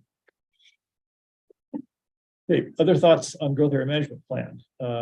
Otherwise, get your individual comments in, understanding where none of us are commenting as planning and zoning, but we're presumably interested in a little bit informed individuals. And so let's give them the benefit of our thoughts, and then eventually it will come back to us where then it will actually be our document. Other thoughts on that? And we have no public in attendance, is that right? I see them on the screens. Yeah, those are my impressions. I'm thinking I have been a bit remiss perhaps in not inviting public comment on some of these specific applications. Okay, seeing none, the cap updates. Mr. Gertz, just remind us where we are on that, if you would. Oh, do you guys want to do the election before we? Well, we could come back to that. Yeah, we skipped over that. I volunteered you to do all the jobs. I got shut down. You know better. Okay, fair point. Thank you. All right, back to item 6 on our agenda. So the way this works is we'll open the floor for nominations for chair first, then we'll do the vice chair. Any of the 5 of us are eligible. You're welcome to volunteer yourself. The nomination does not require a second under Robert's rules. We'll ask each nominee if they will accept nomination, so we can't get too carried away with my idea. And then we'll call for additional nominations. I'll invite a motion to close nominations, and we'll go to a roll call vote on whatever nominees are advanced. So we are now open for nominations for the position of chair for a 1-year term. Well, I would like to nominate Mr. Hinckley to serve another term as chair. I'll second what doesn't need to be seconded. All right, I would be willing to do that. Maybe I'm learning something that will allow me to progress. Are there other nominations? Are there other nominations? Are there other nominations? A motion to close nominations. So moved, Mr. Is Chair. there a second? I second. Any discussion of that? I don't think that's a discussable motion. All in favor, say aye. Aye. Okay, thank you very much. We have one candidate, all in favor of electing Mr. Hinckley to the role. Well, let's do a roll call. The official, Ms. Hanning, Aye. Mr. Platt, Aye. Mr. Cornick. Aye. Mr. David, I, Mr. Hinckley, sure. Okay, we're hoping for nominations for vice chair. Anybody? Volunteers? Mr. Chair, I would nominate Mr. Platt to be vice chair if he's open to the role. I will do that. Thank you. Are there other nominations? Are there other nominations? Third time. A motion to close nominations for vice chair. So moved, Mr. Chair. Second. Hearing no discussion, all in favor, say aye. Aye. We'll now vote on whether we find Mr. Platt to be a desirable vice chair for this commission. Mr. Henning, I, Mr. Platt, I, Mr. Cornick. Mr. David. Aye. Thank you both. Aye. Thank you very much.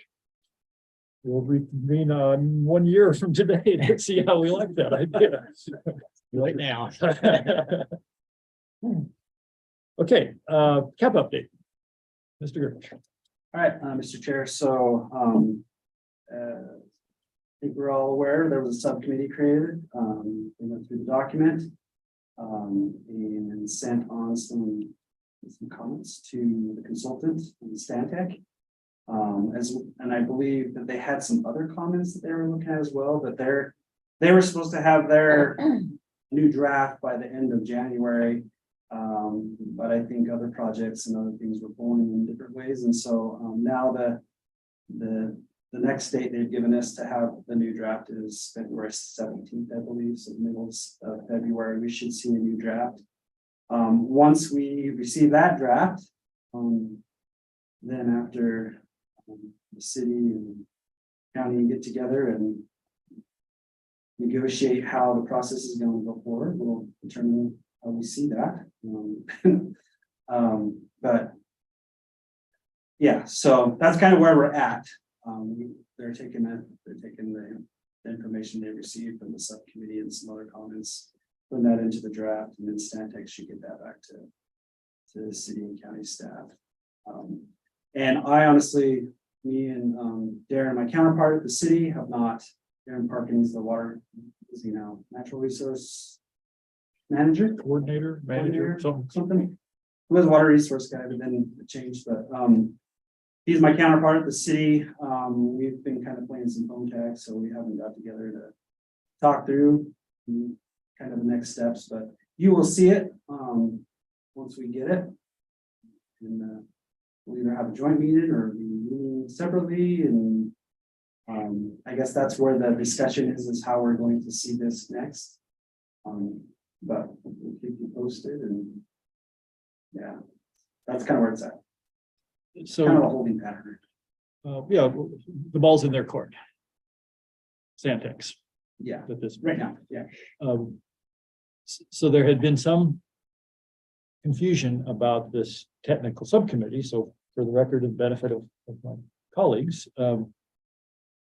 the gang of 19, as I was calling them, the combined forces of city planning, environmental advisory committee, and county planning and zoning, met 3 times altogether and provided general comments, as well as the various versions of the cap have been presented to this group discreetly, and we have discussed it discreetly pretty much each meeting for the last 6 or so. As that body of thought came together, it was decided by the various commissions that it would be expeditious to have a smaller subcommittee to kind of push it across the finish line, is the terminology I've been using. And this body appointed Ms. Hanning and myself to that subcommittee, which is the subcommittee that Mr. Gersh is referring to. There were representatives also from the AC and from city planning.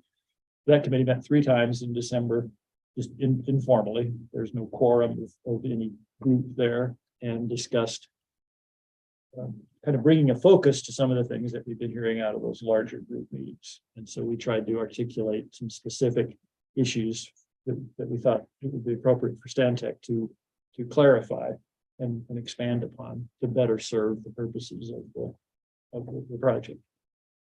And those were wrapped up in a year-end report that I authored, circulated to our subcommittee, and then that was delivered to the contract managers for Stantec, which is Mr. Gersh and Mr. Parkin.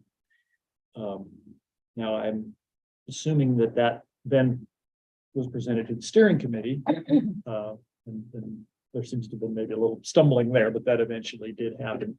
And so this little ad hoc steering committee or technical committee, whether we're done or not remains to be seen, but we felt that we had done our our duty there by the end of December by herding the thing forward. There were a few lingering questions that we had that were mostly for the city and for the steering committee. And I don't know if those have been resolved or if there was any further communication with Stantec, because we weren't their bosses. Can you suggest what happened to those few questions that we had left? I don't remember what they were, but I can tell you one, I don't think the steering committee's met, right? No, So Sue's been trying to get them back together. So we haven't met with them to discuss any of this. But I don't remember the questions that you had. Well, right. The one that comes to mind is we collectively had felt that the cap was inadequate on looking at central sewer as a way to address wastewater concerns. It looked a lot at septics and enhanced septics, but then the next step would have been to put in central sewer, and they gave that a very light touch. But that's certainly a legitimate way to proceed as we set up rules for development within the APZ. And was a point of substantial contention back in 2008. So we simply carried that message forward that we thought the cap should explore where sewers fit in. The feedback from Stantec was, would you like us to develop specific standards for central sewer in the APZ? We weren't in a position to address that. And so that was in that end of December report was, hey, city, whoever's running Stantec, do you want them to do that or not? That was a question that we were simply conveying from Stantec to steering committee to contract managers. So there's an example of something that was teed up for Sure, decision that we didn't make or provide direction on. David, at this point, if I can Please. interrupt, are you and Darren still the conduit for communication from Stantec before it comes to the subcommittee? Because the subcommittee hasn't gotten anything. And I anticipate that when you guys get the most recent number 5 draft, that will indeed be given to the subcommittee. And from there, we'll give the direction to any other committee that has been created in the process, whether it be the tech or the gang of 19. Yeah, so I failed to say that is my intention to pass that on to the subcommittee as soon as we get it. Yeah, because that was in the process when the subcommittee met. I mean, The subcommittee or the steering the committee? subcommittee. Okay, I mean, because the steering committee gave the subcommittee the task to do these things. correct. So, yeah, once it was decided with the subcommittee, which was given the authority to do this, to have that come back to them, have a week to look at it, meet, make sure that it hit their points that they're looking for, and then move it on to, planning and zoning or whatever. But, I guess within all of this, the city has wanted to get the steering committee together just to make sure that they're okay with all this. But the intent has always been to bring it back to the subcommittee before it goes back to the beginning of 19 or whoever. Right. But yeah, so I failed to say that, but that's in my head, that's in the timeline that I'm looking at, so. Yeah. So those bits that the technical committee identified as needing further direction, Stantec is busy doing whatever they're going to do. So I would urge that discussion forward. It isn't something that's up to the technical committee, but Stantec asked that question, we passed it on, and if they're going to turn out version 5, somebody needs to tell them what's in it, not us. So, and the city has received that report, they have it. I don't know, I've not heard anything back from them. I don't know if Stantec has been communicating with them. If they have, they haven't been in the loop, but most of the time Mark keeps me in the loop. If it's emailed, I'm always on those, whatever, but I don't know, maybe they've talked or something. But that's a good point, and I'll follow up with them. So. And there were some other smaller things there that, again, we didn't see ourselves as a policy group, just as a kind of a clarification explanation group, but our report did identify 2 or 3 things of Yeah, that sort and that I thought David, needed direction from the steering committee. I would like to see a little bit more assertiveness from the county to ask for that document, a little bit more communication with whatever planning of city or city staff of including the county at a more early stage in some of this process than just waiting for when the city wants to give us stuff. So, for instance, if the city in fact has already received version 5, I would like the county to have that copy. Right. No, let me just kind of clarify. I've never had any problems with the city. All the information that we get from Stantec, we get at the same time. Okay. They're not getting things before I do it at all. So, yeah, it's not a matter of, me getting it from the city. It'll come to both of us. Perfect, that's how it should be. Yeah. Okay, thank you. And I'm Any other- sorry to interrupt. No, you're fine. Any other questions on where we are on cash? So that one, like growth area management plan, will make the transition from the consultant's document to our document, at which point then we'll decide how to move forward with it. It has been massaged quite thoroughly. I'm holding out, I think, not unjustified hope that it will come back to us in a form that you guys will all be happy with, and that we can then move it forward. And then that cues us up for the regulation piece, where things get interesting, but there's a lot of guidance there. And if we've built that framework well, then I'm hopeful that the regulations will follow in fairly simple fashion. So if we're ready to move on, thank you. Now, the next item are the bylaws, which Commissioner Henning has spent some time with. How do you want to proceed? Generally what you're doing, take questions, go through it line by line. What's the best way to go at this? I don't know. Has everybody looked at I- okay, yes, a version. I have. I have. Okay. And I'd just like to say, first of all, thank you, Mara, for doing this. Here, I thought it was great. Well, I was gonna say, I'm not emotionally attached to what I've done, and I'm open to all constructive criticism. So don't hold back on comments. I will. Back. And I'd also say that towards the end, I was getting tired of working on it. And so some of the latter part of the document, and also I was trying to get it into the packet for discussion. So I felt like the first half was maybe a little more robust and nailed down, and the latter part, I was rushed and getting tired of it. So that may encourage more comments on that second part of, like, how do we run public hearings, the agenda, things like that. So our general procedure here for our newbies would be, this isn't a time critical thing. We're working on a document that was developed in 74 or something, and got some minor tweaks 40 years ago. So it was thought that it would be useful to move this forward.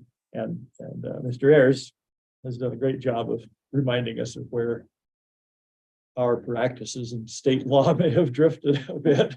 So we'll get us back on track. And I think this is copiously referred to state statute, so we'll trust him to do that for us.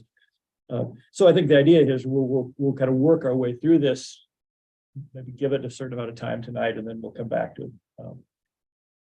Procedurally, who's drafting? Somebody needs to put the pen to paper. Are you willing to kind of continue to be the nexus? for Making that? edits based on what y'all say. Okay. Thank you. That's a substantial effort. And then we'll just take as long as it takes, basically, but try to press the thing forward. So at this point, I think we're just looking for some consensus comments, if there's things that make good sense, and we can give some direction to Ms. Hanning. And she's been working with Mr. Gertz and Mr. Ayers to make sure that your input is brought into it. So, Mr. Ayers, did you want to have something by way of kind of introducing the piece? Certainly, Mr. Chair.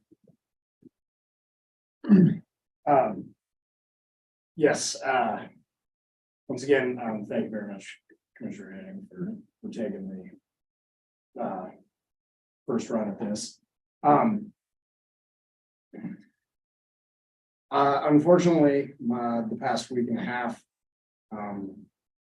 of my work has been taken up almost exclusively by litigation. So I did not have as much of a chance as I would have liked to normally to review.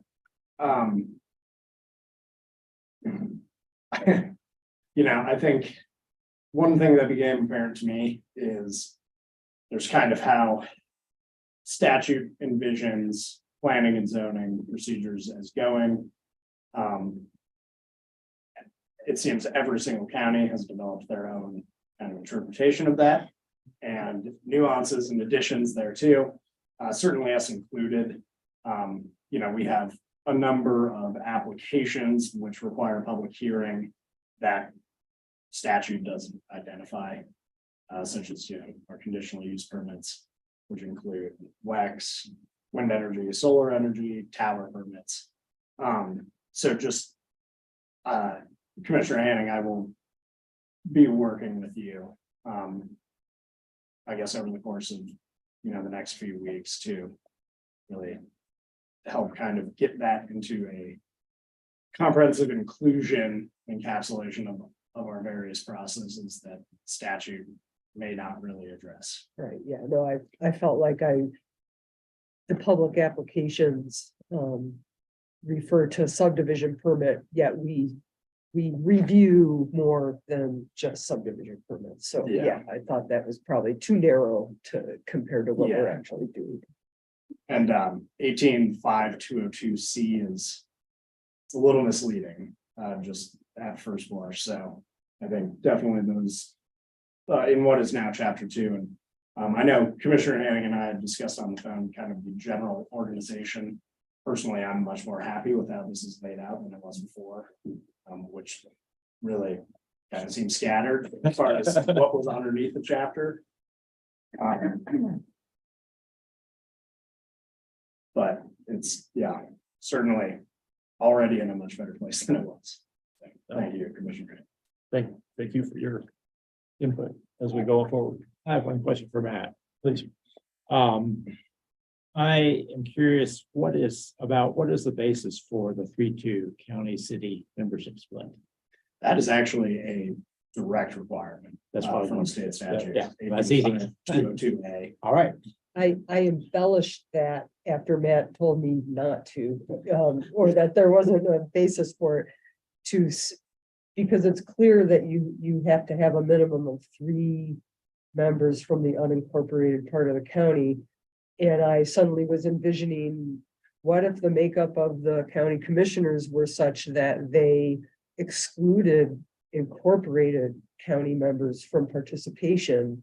The statute would say you can do that. Yeah, And so I took the liberty of adding to the rules and procedures to say that the other 2 people should be from incorporated areas. But Matt may advise us to take it out or take our chances leaving it in. It could be taken out in the future because there is no statutory basis. For saying that. sorry for my initial answer, Mr. Platt. My recollection was off. Thank you for reminding me of that conversation. There is no statutory provision that says there has to be at least 2 from inside the city or from incorporated parts of the county. It very well could be that if the Board of County Commissioners wanted all 5 members to be from the unincorporated parts of the county, that'd be their prerogative. And generally, I recommend that for these sorts of policies and procedures, keep it broad enough where, changes in the future won't necessarily require rewriting of the policies. So maybe the way to go through this now would be don't worry about the individual sites and the wording, but just sort of conceptually, if there's things that we had questions on. And I know I had sent Ms. Hanning an outline that I've been putting together. I don't know about the rest of you, but any comments in this meeting or otherwise are welcome, I assume. So does that work? So let's just start with page one. I was just flag. I had just flagged the work sessions, again, that minor point of, we don't do work sessions, so.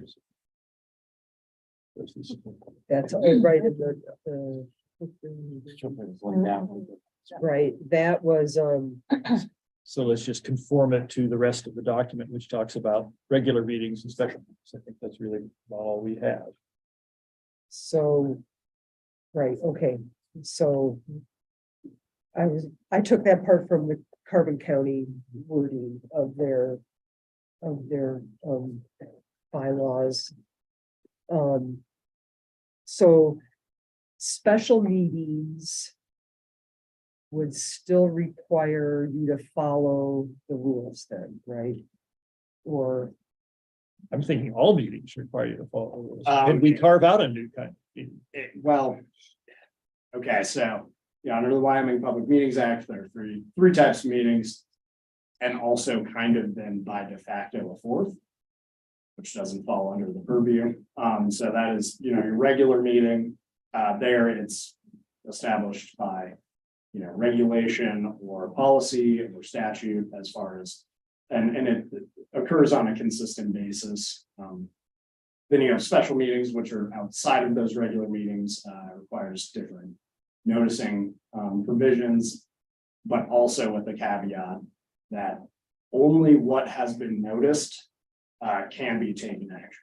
You cannot amend the agenda like you can at a rate. I suppose you can, but you can't introduce new things which were not noticed. Thirdly, emergency meetings, which thankfully we don't have to worry about for this commission. And then fourth, which is kind of that silent meeting, is the informational meetings. Sometimes called work sessions. I don't think properly. I think usually work session is used as far as a different kind of designation for special meetings.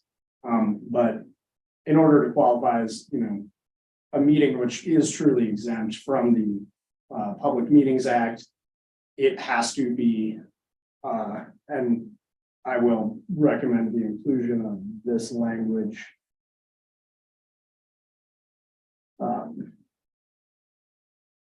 So informational meetings wherein no action shall be taken, and which are held only for the purpose of obtaining or disseminating information. Then you don't really need to follow any applicable notice procedures and I suppose if you wanted to, you could provide rules for that. so for example, the meeting we had with Levi Heim and other people, that was explicitly that no decisions were going to be made. I guess we still public noticed it and did meeting minutes and everything and ran the meeting according to Robert's rules. So, But I guess my understanding is that if there's more than three of us sitting at a table, two of us, whatever, two of us, if there are three, that is a meeting of the planning and zoning, and that's a public meeting. So we don't have another thing over here that is exempt from, say, notice. That would be exempt from notice. If it. So, okay, essentially the how this is kind of shown through case law is that, someone is trying to say that what an agency did at one of these informational meetings, any action taken is invalid. And the counter to that is, well, there was no action taken. There's nothing to invalidate. Therefore, there was, if notices weren't followed, then it's okay. I mean, I think as far as general practice, it's best to treat everything like a special meeting. But there is that provision. provision. So maybe the marker I'm making is let's define what our meetings are. And then I think the overriding is do the public's business in public. That's right, that's the concept. So if we want to provide opportunity to have these informational meetings without notice, then let's define it somewhere. Okay. And yeah, under case law, that's the definition. It's a meeting, which is held purely for the purpose of obtaining or disseminating information to the members, and wherein no action is taken. And that's in the public meeting. It's case law under. Oh, public it's. meetings. Okay, Okay, it's- well, It's case law as opposed to a citation. from Yeah. the statute, okay. Like the university trustees will have these executive sessions, and then they'll come out of executive session into public meeting, and they'll say, all in favor of that thing that we talked about in the executive session, and they'll never even tell you what that thing was. That's phony, the $9 bills. We don't want to engage in that kind of. No, and I mean, there's really nothing that planning and zoning commission could be involved in that would implicate executive session. Okay. The next thought I had on page 1 was who approves these? It seemed to me that we don't have to have county commission approval, but we would want that. Was there any reason that it was written this way? That was where I was getting tired. Okay. It was towards the end of your comments. And this was moved up from the bottom of the document. And so that was tired. Okay, but would we all agree that it would be appropriate to have county commission approve this? Yeah. Any reason not to? It's not required. Yeah, I would question why we would have. to. I wouldn't, Sure. because there are some pieces of it that talk about what you will do, for example, and it talks about we will report to you absentees, then you can throw people off or something. So I'm just thinking it would be good form if you guys, we're your advisory body, you should approve of how we conduct our business. It isn't required, but I would think it would just be good policy. Go ahead. Yeah, Mr. Chair, I will say that the times we have amended this in the past, it has went to the Board of County Commissioners for approval, whether it was required to or not. I think the reading of the old, or what we have currently, that's what it kind of alluded to, and that was how the county attorney at the time interpreted it to me. That's what we did, but whether it's required, but that's what we. Yeah, and I'm outside requirements. And so what we're doing, two things here. We need to do what's required of us and be compliant with state statute, but we are also setting policy for ourselves with respect to how we conduct our business. Are you thinking that the county commissioner I would guess I would feel not like I like to don't be want involved? to managing that to that degree. It is something that we appoint you guys onto the commission. From there, you do your work. And if you create the document which you are going to work under, by us just appointing you, I feel like you have that say already. And it's not necessarily something that has to be, every little thing that you guys do has to be approved by us. Okay, but I'm distinguishing between has to be and we would like it to be. And yeah, like it to be. I guess it's your comfort level, all of you guys. But you the commission would not be decided- resistant to us asking you to approve it. No, not at all. Okay. No. And perhaps maybe ratification, Okay, you know, whatever the appropriate term would be that. Yeah. that This has seen the eyes of our bosses and they're okay with it. Was all my. Agreement is just provided to them. Yeah, or you want more than that. I'd like them to say, yes, all in Say, favor, hey, say we aye. can this, Yep, we agree this is a good way to proceed. consent agenda. Sure. Yeah. Okay, that's all I had on the first part of it. Others?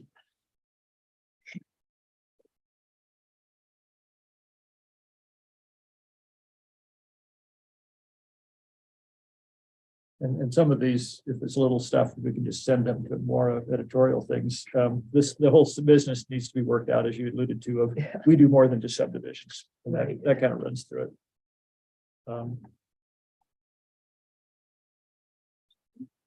So yeah, I'm on the page 2. Anybody got thoughts on page 2, please?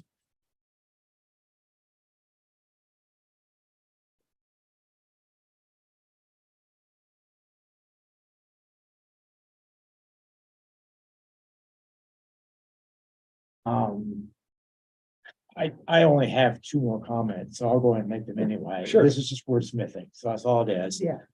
Twice in the paragraph, section 2 regulations, there's the word effectuate.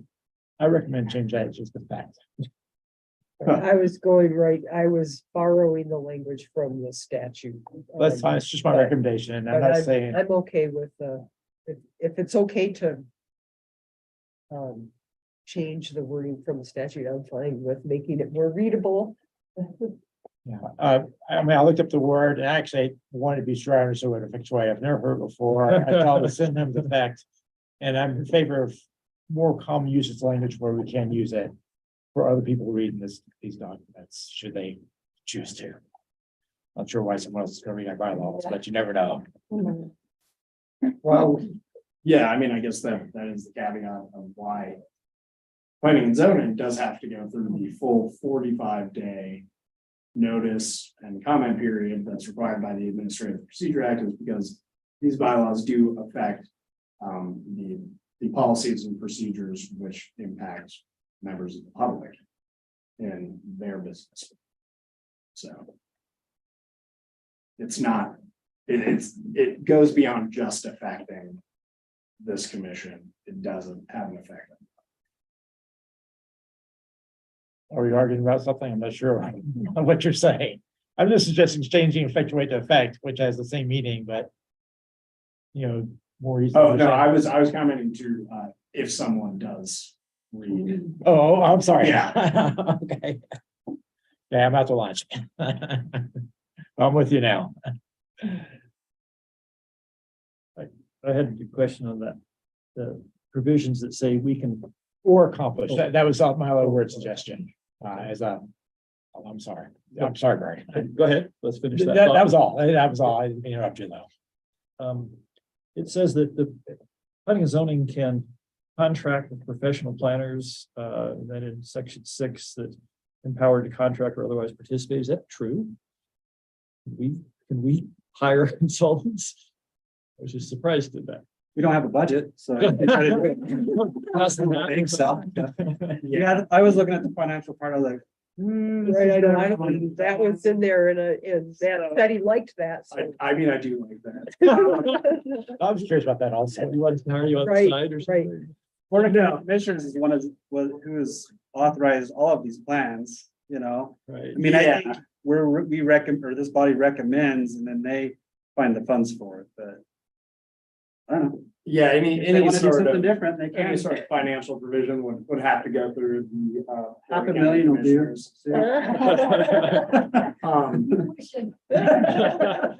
All right, well, maybe let's look at that and make sure that what we're saying, maybe we Right, that- we that it's recommend okay. to them or something, but I'm assuming we have no power to hire. I don't know, I don't want the power to hire.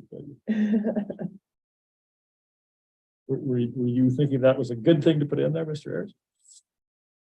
I liked the idea of keeping it there. I think if so empowered. Then it would be possible. All right, take a look at that. It sounds like we are empowering ourselves to spend the county's money. Not like that. You still want them to look at it when you're doing it? Wow. Fun gifts or services. All right, moving along here. If there are other just sort of conceptual thoughts, things that you read that struck you as a little odd, sing out. Yes, the advisory committee is sort of the same thing as hiring staff on section 8. Chapter 3, section 8. We can establish advisory committee. Yeah, I guess I read that as that's not, there's nothing financial about that. We can, like we did with our technical review committee. Oh, that would be an example. That's what I'm. Okay, yeah, I just, Some committees and advisory. Was that your? Yeah, it was in the existing bylaws. Or it was in Carbon County, one or the other. And so instead of doing like a subcommittee, like what we did for the CAP. I stuck with the advisory committee language. But if it doesn't have a basis for where it came from, we can call it whatever, if you'd prefer to call it That's fine. subcommittee or. I was gonna suggest subcommittees and advisory committees, but I'll send you a markup with just Okay, the word choices. Is it appropriate for us to adopt by bylaws the second Wednesday? There's nothing in statute, I assume. Is there? Is statute for monthly meetings?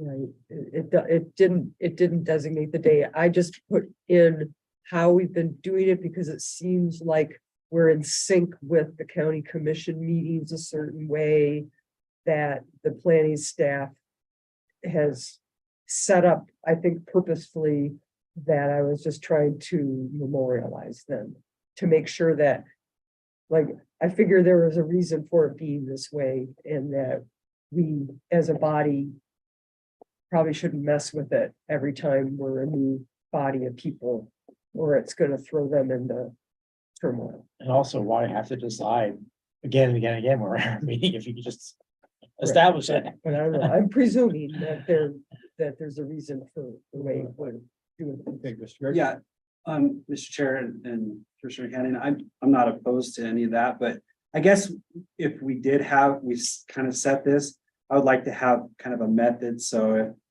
you know, staff isn't able to be here, or maybe a quorum's not gonna be able to be here, and we know that ahead of time, that we can say, okay, because of these circumstances, we're gonna move the meeting. You know, just have a provision in there. I mean, I'm happy to have that set, because then it's like, yeah, it's kind of memorialized, but also have a way to change it if needed, or there's a holiday on that day, you know, Or like next month. or like next month. Right. And I'll We're already not doing it. Ditch towns. I'll offer you language unless otherwise determined by planning and zoning. I Okay. mean, I'm picturing that our own convenience counts. If for some reason the composition of this committee was such that we were all occupied on Wednesdays, let's make it Thursdays. There's Right, nothing. right. But the point is to have it regular, and then we can establish that. We can just take it out. No, I'll offer you some language on that. We can talk If you're about not it. saying that, like, this is how we work it, because, I mean, the city seemed to have pretty clear scheduling requirements for how they were gonna have time to pull together a packet for that body and then city councilors. So I just presumed you had, like a preferred order of events and timing for just your own sanity of when you're pulling packets together and getting them out the door kind of thing. But maybe that was more a city thing that I Yeah. get into, and it's not as big a deal here. It doesn't really matter to us. Because honestly, like some of our processes, like getting information to the Board of County Commissioners has changed over time. Where ours is stayed static and, you know, we just have to adjust to that.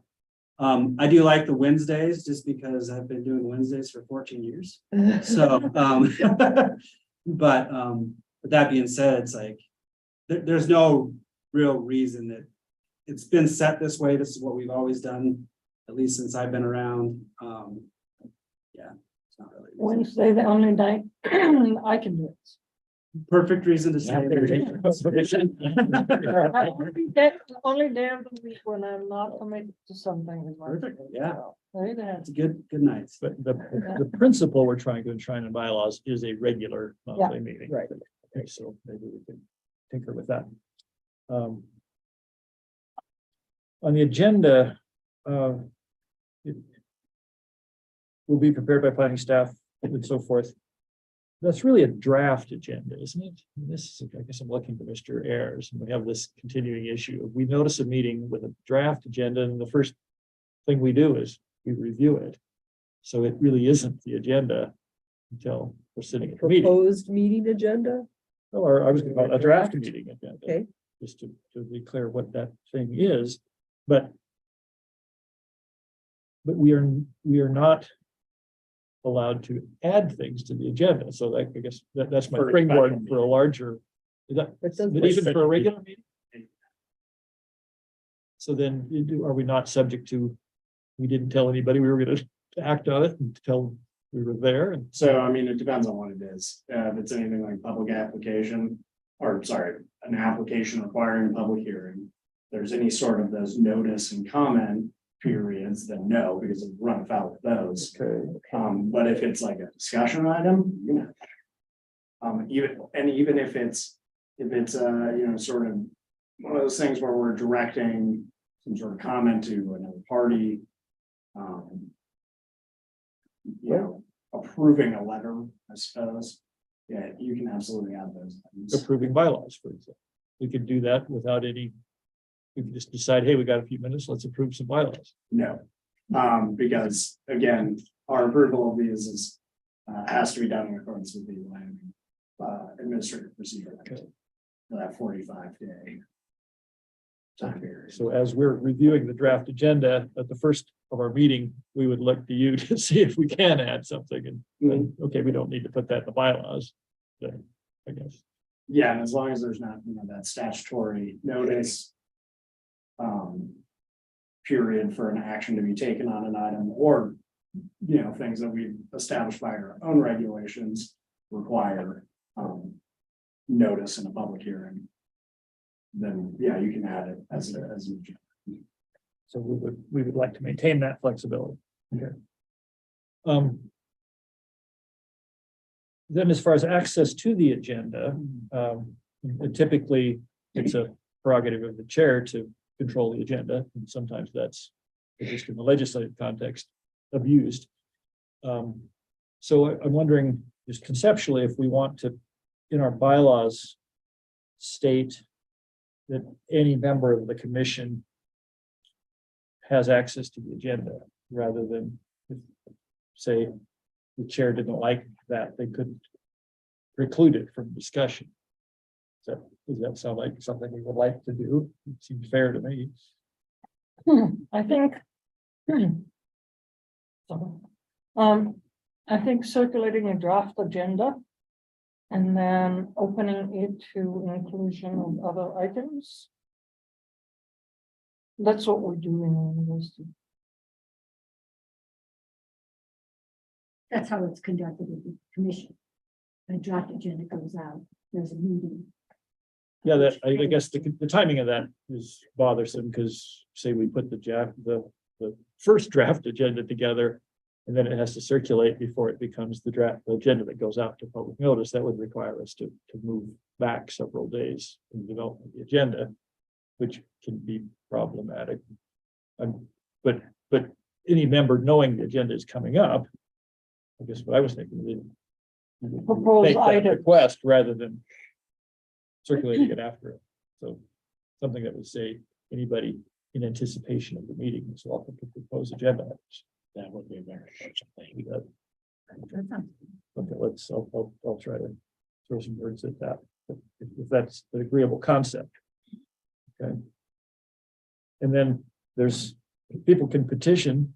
I'm not sure what a petition means, but I guess it's self-explanatory. You can always ask, is a petition a thing that needs to be defined?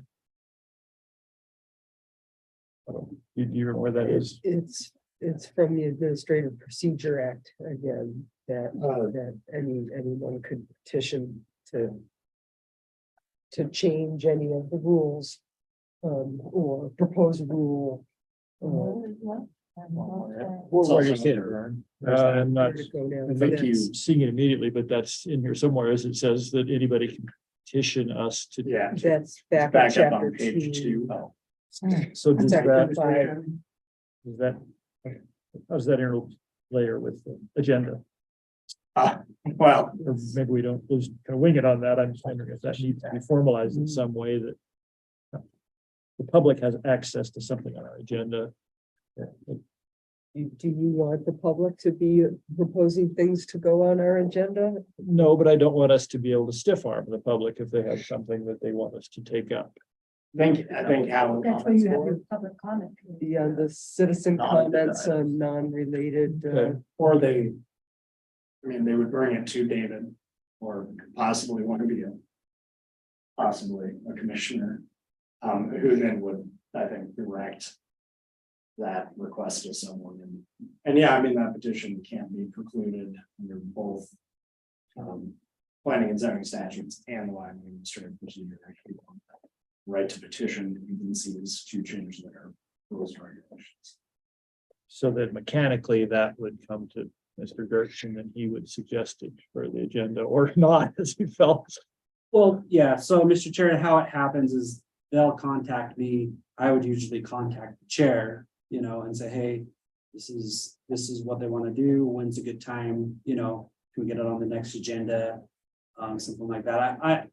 I typically go through the chair or planning and zoning commission as a whole to say this is coming forward. Are you guys okay with it? Basically, so. I mean, I've had chairs in the past that it's like, no, we don't hear it from people. Okay. That wasn't you. Right. So, no, and I like us to commit ourselves to accepting those ideas with limitations. I mean, it's kind of some fuzzy ground. All right, just that thought that let's at least explicitly invite ourselves to add to the agenda. Yeah, I'll throw some words for the other on that. The other thought in that mix was public comment. We're required, obviously, to have public comment at public hearings, but do we want to commit ourselves to taking public comment on the bylaws?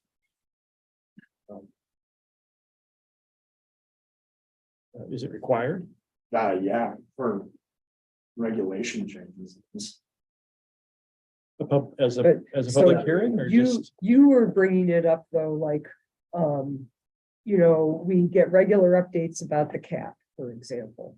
And if there were members of the public here who wanted to provide feedback while we're ruminating on the cap and it's not before us as a rule change yet.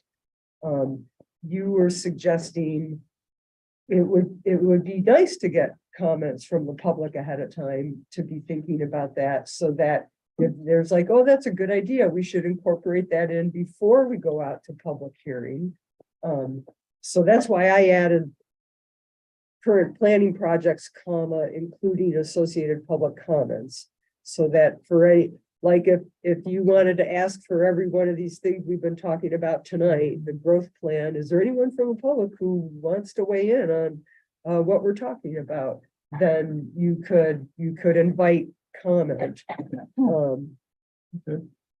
So that's how I tried to address that idea that you had of maybe somebody has something valuable to offer early on in the process that we want to be considering, but it doesn't then fit under public comments not associated with the agenda because it is associated with the agenda. Right. So does this language commit us to taking public comment? Yeah, okay. I was gonna add the general order of business, so we can leave it somewhat open. Right. But if someone's reading our bylaws, it would be understood that if they came to the meeting, they would have a reasonable expectation of getting being heard.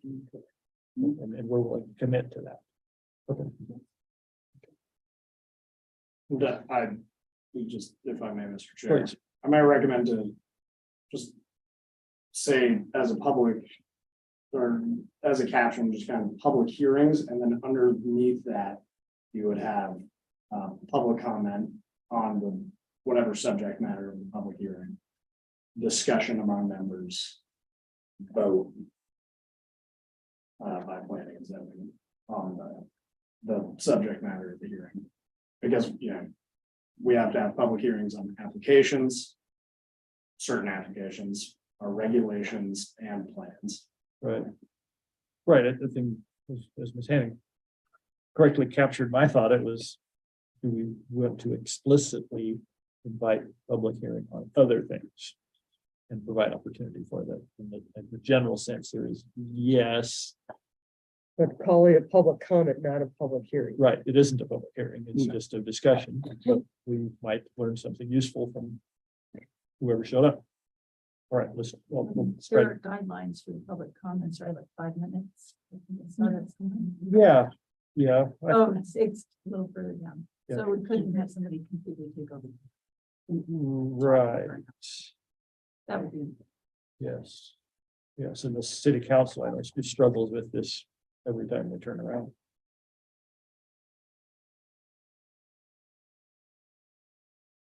Okay, then, and now we're on page 4, the description of public hearing, maybe this came from Carbon County. The county commission typically, they have a public hearing where the county commissioners are, they're just literally sitting there listening. And then that's done. Then they come back and make a decision at a later point on the agenda. Not that we have to do it that way, but about. Anybody want to comment? Why do they do that way and we don't? Is there pros and cons? I mean, I can't speak on Commissioner Ibarra's behalf, but I think it's just because of the breadth of the material that they consider at their meetings that they say, and it's usually broken down like public hearing on what's going to be held, and it's all at the beginning, so people can come, say what they will, and then leave. But I think for our purposes, it makes sense to do it chronologically.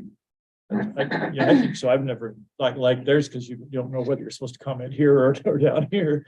Mr. Greg. Yeah, I would say that method too creates a little bit of confusion because people listen to the public hearing and okay, we moved to close the public hearing. Oh, it's over. It was approved. All right, let's leave, you know. I mean, that's happened multiple times. So I like keeping it condensed all in one, you know, and like Matt said, there's commissioners where they have a ton of stuff they're considering. So, but I like keeping it together. I'm with that. Mr. Greg. Mr. Chair, that being said, it is at the beginning on our agenda. And yes, it comes for a vote later in the agenda. We don't just limit public comment during that first part of the hearing. I know that Chairman Gosar has again asked people when we're on the agenda item itself to approve that whatever business it was that we had the public hearing for, that we will still entertain public hearing at that point, or public comment at that point as well. Yeah, it just becomes a little confusing and redundant, but as Well, there's a it good happens reason that to do that. sometimes people weren't aware that the public hearing took place, at the beginning of the meeting, and so Sure. they didn't show up till they thought it would appear on the agenda at whatever time, and so we may be hearing from totally different people at that. And I think it was set up that way to accommodate that happening. Yeah. But it's been done like that since before.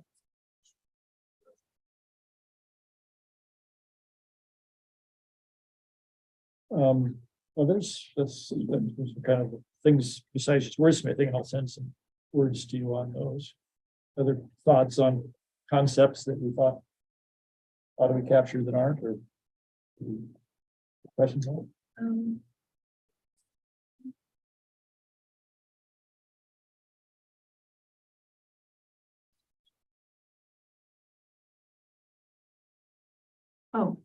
So chapter 4, section 5, this will be page 6. I noticed you took out on abstention, they used to say when that member has a personal or a financial interest, and you took out personal and put in pecuniary, which is financial, right? It's funny you say that because I was gonna comment on that also. Yeah, right. So if we have a personal interest, that doesn't mean that we have to abstain. Well, I guess What would that be? I was going off of what Matt was saying is, well, first of all, there's a question about whether we can even cite the statute because it strictly doesn't actually apply to our body. And so it's sort of like a guideline for us to follow on when someone should recuse. And it seems like if you do look at those statutes as a guideline, they just go for the real financial potential, or the financial gain someone is going to make, not the theoretical potential financial gain they might make, say if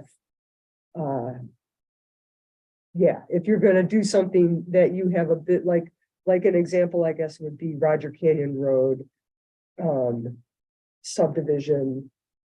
The realtor who was then a planning and zoning commissioner didn't have for sure he wasn't gonna make money off of the sale of those lots. It was a potential thing down the road, but not a like, as soon as this happens, I'm changing money with this property owner and I'm gonna make money off of it.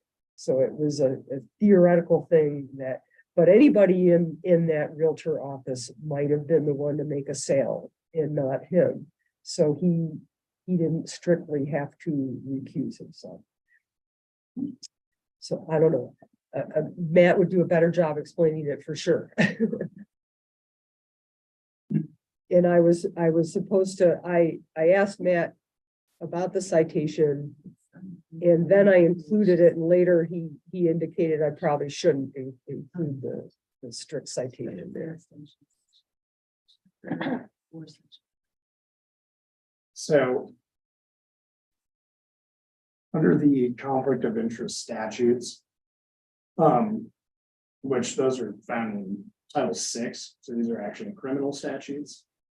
And these are the ones that Planning and Zoning Commission would be statutorily carved out from, because it exempts county, I guess, agencies that are purely advisory.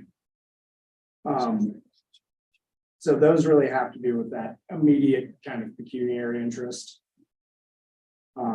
Pecuniary benefit. And it's mostly directed towards contracts. And again, pecuniary just means of value, doesn't necessarily mean monetary. Oh, Yeah. I think we do want guidelines. We don't want to be, for when we need to abstain. We don't want to be the Supreme Court, right? They don't have any guidelines. Yeah, I mean, I know that they're definitely, as a member of a public body, I think my office would certainly always recommend that if you believe that, you have some sort of knowledge or connection to an item where it's going to appear to members of the public that you have a conflict of interest. Probably it's a good idea to recuse yourself. I guess with these bylaws, you generally want internal policies and procedures to be like shall, not probably shouldn't. So I think that provision is certainly should be discussed more on what these members would like to see in there for. I prefer the existing language, personal and financial. Okay, All right, we can just, I mean, I like the distinction that was made, that pecuniary means more than just financial. I mean, I don't think we should be voting to rezone our property because we want to run horses or something. That's a little bit financial. What about a rezoning in your neighborhood that is going to affect your property? Well, no, I mean, the issues of conflict of interest issues are very ill-bounded in all bodies. So what we admonish ourselves to versus what we restrict ourselves to. But let's consider how we want to And put whether, that together. right, and whether you can make an unbiased decision nonetheless. Like I sought input from another deputy county attorney, Jennifer Curran, about the Roger Canyon Road subdivision. Because living across the street from where that would be, and one of the tests she asked me to think about was, would it change how I thought about the project and made a decision? And I could answer that as, no matter whether I lived there or not, the idea of locating a subdivision next to city wells was going to concern me the same way, whether I lived across the street or not. And I didn't have a financial interest. So in that case, I didn't recuse myself. And I can remember a time at the city, a neighbor wanting to do something And I didn't know if I should recuse myself because it was a neighbor in front of the body. And it was the same thing. If you can make an unbiased decision regardless of the person in front of you, then I didn't need to recuse myself. But yeah, Engineering covers all that. well, I don't think it does. I think No, that's yeah. where, that's where Michael wants to go back to the previous language, which was more broad. I don't think you recuse yourself, but I do believe you disclose the information. Right, yeah, So- you still disclose the information. And yeah, you're right. So maybe that's something we should be putting in as, if you think you're in the gray area on abstention, you should disclose at the front end of the meeting. Yeah, and again, ultimately the standard is. If you are in a place where. You cannot make a fair and impartial. Consideration and review something. That's grounds for recusal. But it's basically self-policed. Exactly. I was gonna say And self-enforcement. and that's how it works in the legislature and particularly in a small body like this, we don't want to be too free with our extensions or we won't have anybody left. So, right. Well, all right, I would tinker with that language. I think it's a valid concept, but it's a real difficult one to get your arms around. And then the reason we were appointed is because we have expertise and interests and so this idea that we're all from Mars making impartial decisions is a bit fantasy and it's unrealistic. In this community, we're likely to know the people making Sure. applications and have prior experiences with them, and it's gonna be really hard to be unconnected. And I did find our slides from last year's kind of training of new commission members. So that conflict of interest, the criminal statute is 65106. That actually, I misspoke. Planning and zoning commission members are exempt from that. I think you can still be charged with a misdemeanor. Oops. Yeah. It's, punishable by a fine not more than $5,000. Okay, there you. And then also the other kind of standard is 913-106, and that one that they are members of this commission can be exempted. All right, enough feedback to make another round. Yeah. Okay, and get your, if you have- Anybody can email me anything that you think of later or. okay, we'll come back to this as we progress, but good steps forward. Can we have a 5-minute break? Yes, that would be fine. Let us recess for 5 minutes. I'm thinking the same thing, so thank you for reminding.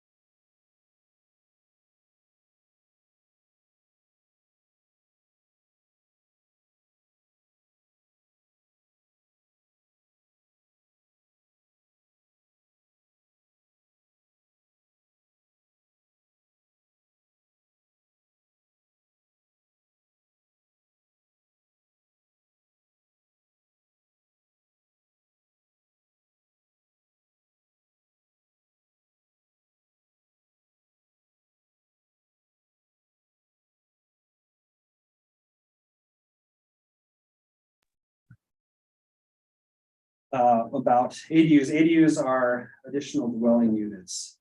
Or, yeah, additional dwelling units, this accessory units, excuse me. It's getting late, so try to talk clearly on that. So, I mean, I'm not gonna read through, I'm just gonna assume that you guys have looked over this and not read this to you. But the reason I'm bringing this forward is, you know, we did talk about this previously, not necessarily this issue specifically previously, but, Mr. Platt brought up the, we call them the duplex, possible duplexes. Now, what's different about what we're talking about here in a duplex is an accessory dwelling unit. They can be regulated a little bit more. We can require, you know, a maximum size of the building. They can be regulated on specific types of zoning. And they're not necessarily going to be as a big of an impact as like a duplex would be. So basically I'm bringing this forward to see if there's interest in going down this road at all. I can tell you this, it's kind of a national trend in the planning world to allow these now. There are many counties, well, I don't know, there's 5 or 6 counties that I found that regulate them now in Wyoming. The city of Laramie just, I think about a year ago, they passed an ordinance to allow accessory dwelling units. And the idea is to allow a little bit more housing option. People could, you know, have an existing house and a garage, and somebody could, you know, they can remodel their garage and have a little apartment that somebody can stay in. One of the requests we get all of the time is, hey, we want to do an outbuilding and we want to put an apartment building in it or apartment in it. We want to live in that. And then we want to build our house, you know. So it's not something that's not being wanted in the county, but what we would require in some of these situations, such as on a 35-acre piece of property, if it's zoned agricultural, well, first they'd have to do a zoning district amendment. Then if that can be approved, then they have to come back and then do a conditional use application and get that approved. And you know, honestly, changing the zoning of these larger lots maybe is not what in our best interest either, just to do that, because it also opens them up to further subdivision development on that property because the zoning will allow that. But something like this would be an alternative. And like I said, we can put the controls on this to make sure it's not, you know, they're not putting a large, you know, 30,000 square house or, you know, foot house on one part of the property and doing another 3,000 square foot house. We could limit that. What I've seen in some of the other regulations is people allowing 1,000 square feet or 1,200 square feet or 1,500 square feet. In my research and the literature that's out there, we don't want to be super restrictive and put tons of standards on something like this, because then people don't want to do those things because, well, that now I can't do what I want to do. But this is a way to allow a little bit more density in areas that we feel appropriate, like aquifer protection. I mean, we can just say it's not allowed in that area at all, you know, and we don't have to worry about that. But just another way to allow people to do a little bit more with their property. And I wouldn't think if we change the regulations, we're going to see like this huge uptake, you know, of permits. But there are people all the time saying, hey, you know, I want to convert my, you know, garage or part of my outbuilding into to do this, to have my kids live in there with, you know, so they have a place to stay when they're old enough and they can kind of have their own space, or you know, just to have this place for when family members come into town, or friends or whatever to visit, or maybe they just want to, hey, I just want to have a little spot to rent out and make a little extra money on. So anyways, I'm bringing it forward to you.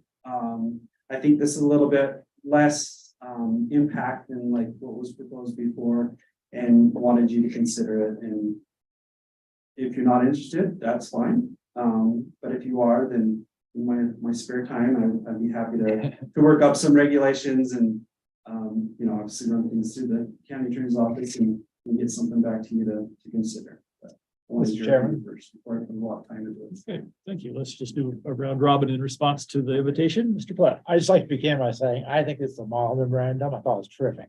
Good job. Thanks. Okay, and what do you think of the content? I think the content, I fully support this idea. I think we ought to move on it. I'm supportive of it. I think with the right limitations and that it could be doable. The one thing I worry about is train wrecks with different subdivisions covenants, not wanting to create potential conflict between like a subdivision where the covenants clearly state that you can't rent out anything to somebody. Are we going to create conflict in some subdivisions? And I don't know how you would. I don't think you want to go through the county clerk and have to read everybody's sets of covenants to figure out if that's, how big a deal that would be, but that's just one thing I wonder about. And I guess another consideration rent wise, would you want a limitation on whether, or does it even matter whether you limit, if the idea is to address housing, then do you prohibit short-term rental type things? You mean Airbnb kind of thing? Yeah. That is something that's addressed in some of the regulations that I've seen in some, different areas or whatever. Some people do not want them to be allowed for that. So you can really. That's all I have. I think it's a good idea. I think people could deal with their own covenants, neighborhoods could deal with it. The Airbnbs can be a problem, I guess. I think the more we can let people do with their properties without negatively impacting anybody else, better.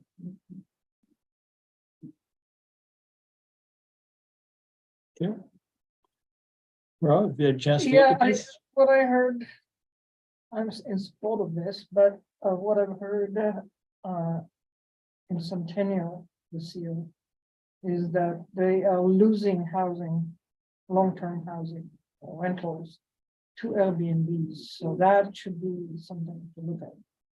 It was a big issue that created a little strife within the people in the room. Not necessarily the candidates, but yeah. Something about, short versus long term. Okay, sure. Well, it sounds like there's a consensus to move forward. I'll give you my reaction, which not surprisingly is a bit more skeptical. And as we discussed when we were talking about dwelling units, and some years ago, there was a proposal that was actually approved by planning and zoning of simply allowing a second dwelling unit on properties. It stalled out at the county commission level. For various reasons, the aquifer, I think, was part of that. And then just to remind ourselves, like you were on the, I went to that meeting. I mean, It stalled out, it got tabled. well, I'm thinking of the another example of this was the gentleman out in Wild Horse who simply he bought a piece of, what was 35-acre lots, built it with a house on it, didn't like the house that was on it, wanted a bigger, nicer house. So came to planning and zoning and said, what can I do? And the only solution that staff presented him was change your zoning from agricultural to residential. And I argued against that on the same principle that Mr. Gertz just explained. If when we do that, we aren't saying okay to build another house, we're saying okay to chop the thing up into 5-acre subdivisions. And so I've been sensitive to the zoning decision creates an envelope of possibilities. regardless of what the person standing in front of you says they plan to do it with. And that's the decision you're making, you have to live with as you go forward. All right, so then back to the substance of it. My concern, as I've expressed on those previous examples, is that the reason that we have densities in our zoning is to control the impact on the landscape of more folks. And whether those more folks are living in a second dwelling or in a duplex or in a grandma's house, they bring with them more traffic, more noise, more pets, more of everything that the zoning is intended to limit. So I'm sensitive to us eroding the principles under which it was originally zoned by kind of backdooring those densities. I mean, you could just say that residential, instead of 5 acre lots, it's 3 acre lots. So anyway, I just would like us to keep in mind the basic density principles under which those various zoning categories, small lot, residential, large lot, were Going conceived. hand in- I'm sorry. So now coming forward with some constraints on it, let's entertain that idea, but just when you ask where some of us are, I'm one member that would say let's hear about it. But I'm skeptical. And then a specific question of something you brought up, what is the story with guest rooms or something? And what if I'm currently in a zone 5 acres and I've got a house and I can have an extra bedroom or two for the in-laws, I can't build a separate dwelling. What is the current control on that concept of having grandma move in? I mean, if it's all one house that's using the same kitchen and everything, I mean, you can't control who's living in the house.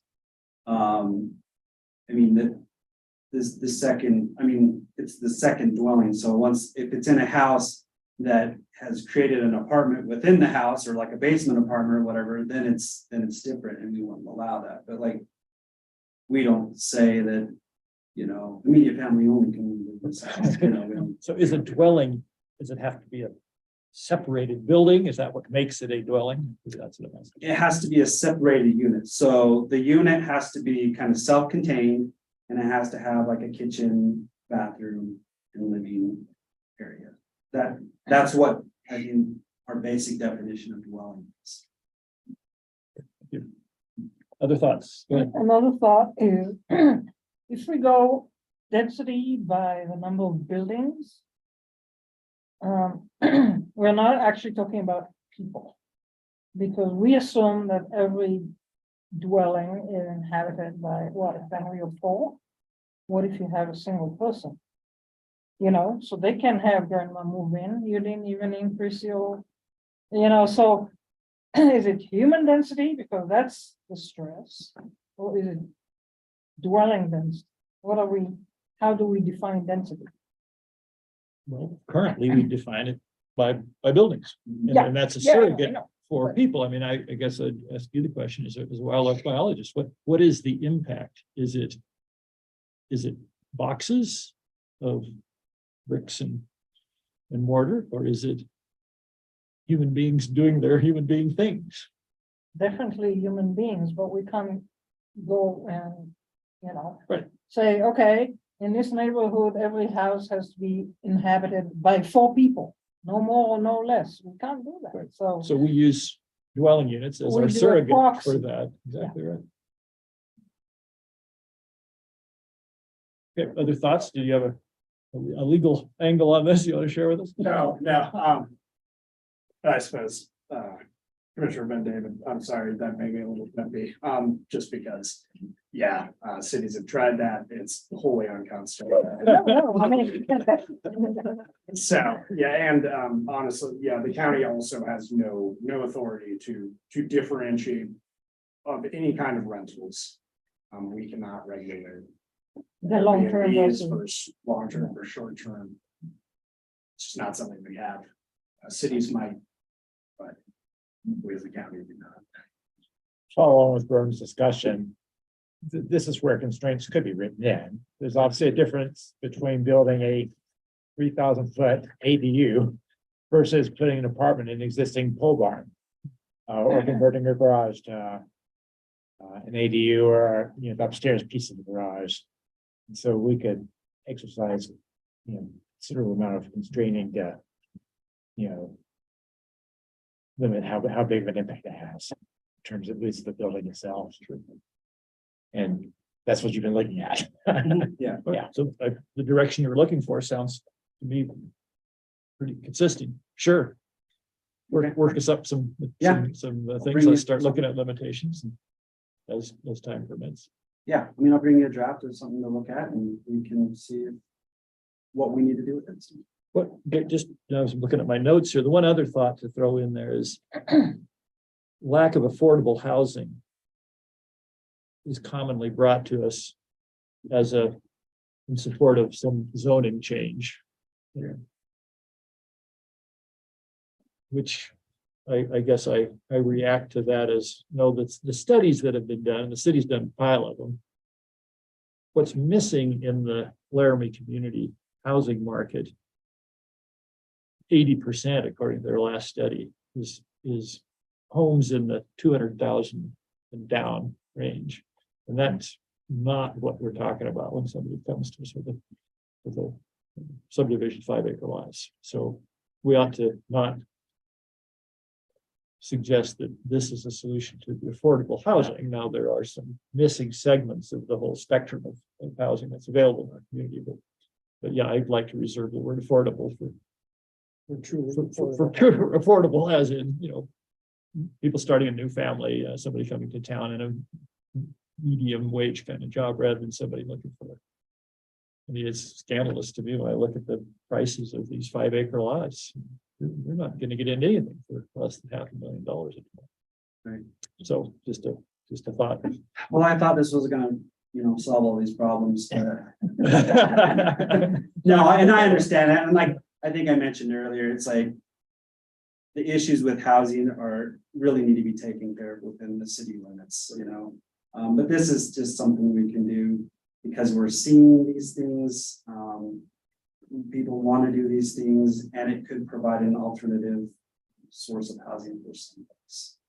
That looks like we would be up to the individual property owner, because it's not going to change hands. That would be one of the things. If this is on property that one person owns, and so I mean, it's not really going to change hands. That's not the intention of this.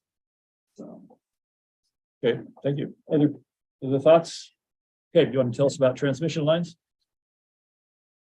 yeah, so this was brought to me. There is a concern, I guess, that with energy, the way it's going, future wind farms, solar farms are going to have to connect these entities or these facilities to energy. And a lot of times it's going to take transmission lines to go somewhere. We currently do not require anything for transmission lines. So if somebody wants to come into the county and do something with transmission lines, I just tell them we don't regulate them. I know that Carbon County and Laramie County both require a conditional use permit for transmission lines. So if we wanted to do something, it could be as easy as putting a definition of transmission lines and then saying it's conditional use across all the zones. I mean, it could be that easy. Now, this came to me and was asked to be put on the agenda from actually Matt's co-worker, Jennifer Curran. And so I'm bringing it to you for your consideration. I want to have some work done by our legal staff to make sure that we can do this because I know that the Public Service Commission does get into into the utilities and they do preempt us in a lot of ways. I'm not sure if that's the case since there's a couple of the counties that are regulating it, but that still could be the case. Just because they're regulated doesn't mean they can or they should. But I'm bringing it to your attention. If you would like to look at this in some way, I can do some more research. You could ask for some help or you know, if Matt would give you some, you know, to make sure this is legal and stuff, but, but that's up to you guys. Good question. Let's do a round, Mr. Platt. We just think we just go in order, get everybody the chance to talk. You have anything to say on it? Well, I'd just be astonished if someone could just build a transmission line. Willy-nilly. I think it's hugely regulated, maybe not at the county level, but. Right, right. Things that are regulated by the Public Service Commission in the state, they look at these things, or, you know, they could be federal and they have to go through environmental impact statements and, yeah, that type of thing. But I mean, I think there's different levels of transmission lines. We've got the WAPA lines, which are huge, and then you've got other lines that are maybe hooking into a power supply and taking it to a substation, you know, and maybe that's what we're looking at. But again, I'm not sure what we can and can't regulate at this time. In the past, I was told by past county attorneys, not the current set of county attorneys, that no, we can't do that. So I was like, okay, then we're done with that. So, but I'm not sure if that's the case. That's my only comment. Sandy, you had a reaction to this? Well, I guess it's, if there were carve outs that we could have a say in, like what's the impact to road use? I mean, I don't know. Is all this stuff covered elsewhere, or and we have nothing left to regulate? But it seems like it is useful for the county to have a say in where lines go, how they're built. And I don't know if it gives you any more of a seat at the table than you already have over NEPA issues. So I don't know. I guess if there were honest to God things that we could regulate that aren't being regulated, or that we would want to influence, like having something done even better if we could, then it seems worth having as a conditional use. Yeah, presumably they have impacts, so. It'd be nice to have a voice on those, if we do. If we can. Good. I don't know what, what the federal or state level regulation is. So if they cover everything possible, I don't think we should have to play. But if they don't, then yes.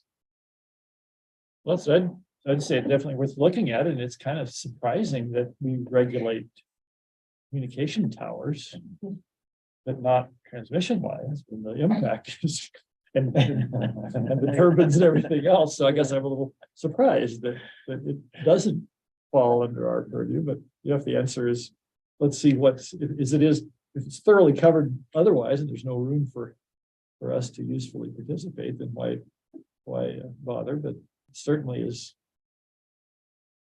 significant impact and on a par with things that we do provide the rules for. So I'd say, yeah, let's have a look at it. Well, and honestly, it's, again, I don't know if we can regulate them or not. That's where I am at. I mean, I presume that we can, especially for the smaller transmission lines. We may be preempted by like the WAPA line stuff, where these are huge power lines that are going through lots of states, you know. I mean, maybe there's some preemption there. But again, that's where, and I know that the county commissioners have had a say on these things, but I think they must have just been kind of a party to those processes, because when they had the Gateway West project coming through, there were some landowners that said, we don't want these up here in the north part of the county, and commissioners talked to people doing the project, and it goes around our county. So we didn't have any regulations, but there was some conversations that helped that, you know, kept them out of the county, which honestly, it's like now the wind farms that may have went in this area, and but I don't know. I mean, that's been a long time ago.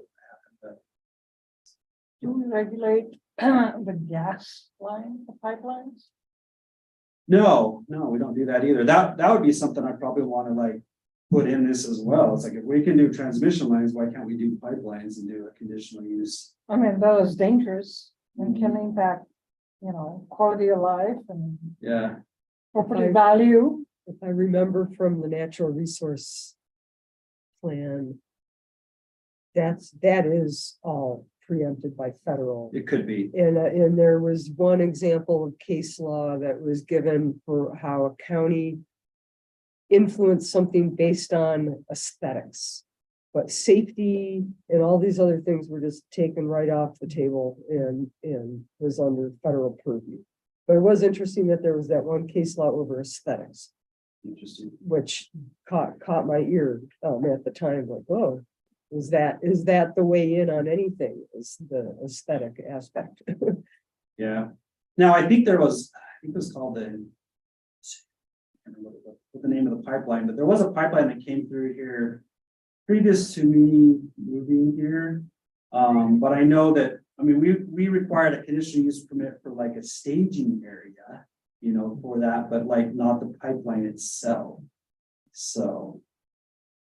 Yeah, again, this isn't part of the rules and laws that I've kind of delved into, too far. So I'm just not really up to speed on this, but if this is an interest, then yeah, I'll do my research and then whatever help I can get, I'll ask.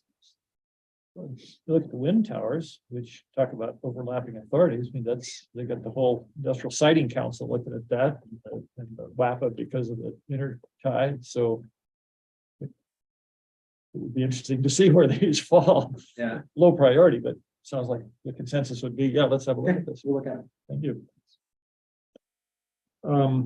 Okay, we had deferred the next item, commissioner training, until we were at full force, which we now are. So presumably this will be a special meeting. We're probably looking at a couple hours worth. That's what it's taken us in times past? I mean, what are we looking for in terms of a meeting on our training? I'm guessing a couple hours. How much do you need, Matt? 4 to 5 hours. Okay. We'll just start. Let's do a Matt, retreat. try Hawaii. lunch. I think it's Commissioner about. He's a lawyer, he can just talk forever. I think. Probably looking at an hour might go. Well, it also depends on how much discussion gets. Right, the last one went 2 I think two's plus maybe Yeah. hours. But that was before making the zoning district fix.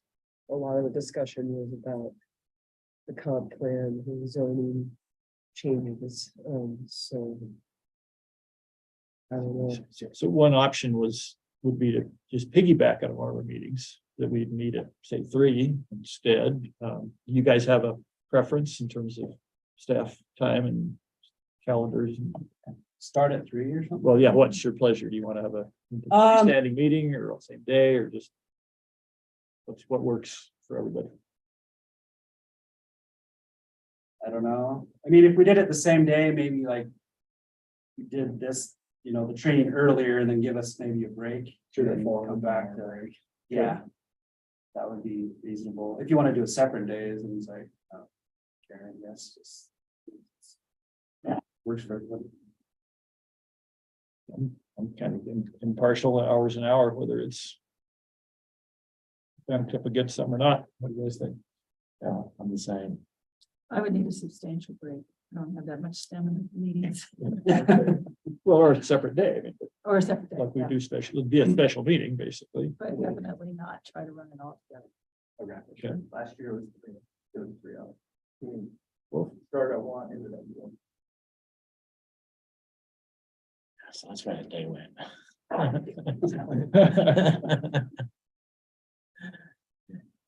Preferences, I'm happy to do whatever people. Yeah, I'm flexible, but it sounds like Wednesday nights are the best night for Narav. And breaking it up into 2 separate sessions is the best way for Diana. And March is already occupied with moving the meeting. To the heights. So, yeah, I didn't even think of that. So should we make it 2 different Wednesdays in April and hope that nobody wants us to do a joint meeting on CAP or the growth area plan? Do we like evenings rather than day? I mean, I'm. Actually, I would prefer nighttime hours versus daytime hours, especially at the end of the day. Okay.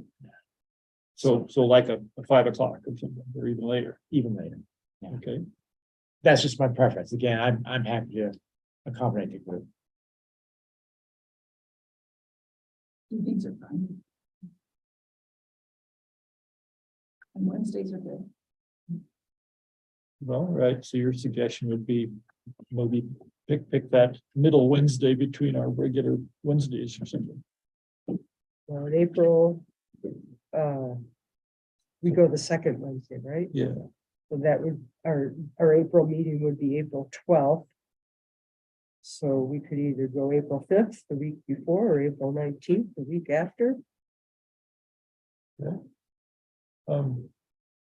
after tax day. No?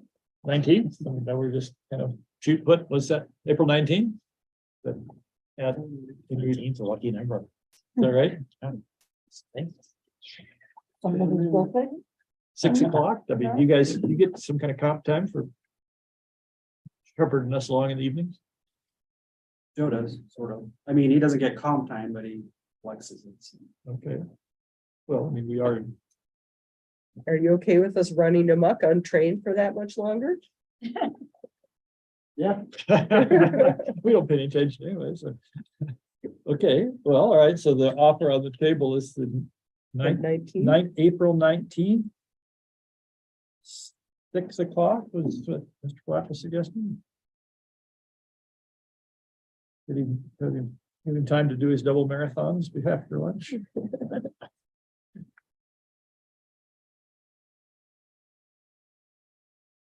All right, let's tentatively nail that down. If something changes, holler, because it's a sort of a set piece. The one thing I'd add to the discussion is inviting my colleagues to suggest what they would like to hear about. In the past, this has been something that's been presented to us. But I think maybe there's room for us to say, here's what we want to hear about. And I have a list put together, so let us all think about what we would like some elucidation of and training on and send those thoughts to Mr. Gertz. Yes? Well, okay, but this isn't just a legal training. I'm thinking of things like, He started out giving a preamble kind of a. Well- This is how things have gone and. I would like to hear, for example, about history of planning and zoning in Albany County. How did we get here? That's a planning question, not a legal question. So I see this as a 2-part training, the planning, zoning, and then the legal piece. If that's compatible with you guys. Yeah, you can tell us what you do. Yeah, what do you do all day? All right, well, let's pick one so we don't flying off in all directions. I'd suggest our planning director is the compiler of our questions and thoughts, and then you can coordinate with legal staff in terms of who's presenting what. Does that work? Okay. Okay, put your cards and letters into Mr. Gertz. One thing Joe kind of brought up is we'll have to determine where we're going to meet because we will still be homeless. But yeah, I can talk about that, I guess, when we. Which is where we are, next meeting. Oh, okay. Like us. Yeah, so the next meeting was supposed to be held in Board of County Commissioners room. It was supposed to be the county commissioners room. For those that don't know or whatever, and I think probably everybody does, it's being remodeled. They're thinking that between getting supplies and getting all the work done, it's probably going to be the end of April before we get it back. So what is kind of being proposed and looked at is using the Road and Bridge meeting room, which is down south of town a little bit off Blackfoot Road. And I don't know if anybody knows where this county shop is or Wait a minute, whatever. are you being serious now or not? No, I'm serious. I'm serious. Yeah, so they've got these big bays. We'll just We got some chairs around their equipment and. As long as I can No. just sit in some heavy equipment. No, they actually have a very nice meeting room down there. It's pretty good size. I don't know if it's quite this big, but it's probably 2/3 the size of this. I don't know. You know, but it's a pretty good sized room. We've had other meetings and things out there. So that's where our meetings are gonna be in April and March. And the clerk's getting that all arranged for us. So I'm guessing we'll probably just have the training in there as well. So, I mean, it's got county internet there. I think what's gonna happen is IT is just gonna take some equipment over there and just leave it in that room so that we can use it whenever we need to. So, so yeah, just to bring you up to speed on that, so. And Michael, you can learn how to use a grader. Yeah. I've driven a grader before. You gotta remember, I was a former engineer over here, so. There you go. You can teach the rest of us, so we'll do that afterwards. That's the way you just go over the overpass and that immediate right and kind of hook that. little- Yeah. Works Yeah. together. Okay. Yeah. Okay, the comments on that. Next item, we have just a general category of commissioner comments for things that we didn't cover otherwise. If anybody has something that's on their mind, they'd like to bring to the attention of colleagues. Being none, we go to public comments and we are a little short on public. But we've succeeded in suppressing all desire to attend our meeting. And if there are any objections to adjourning, speak now. Hearing none, we are adjourned. Thank you. Can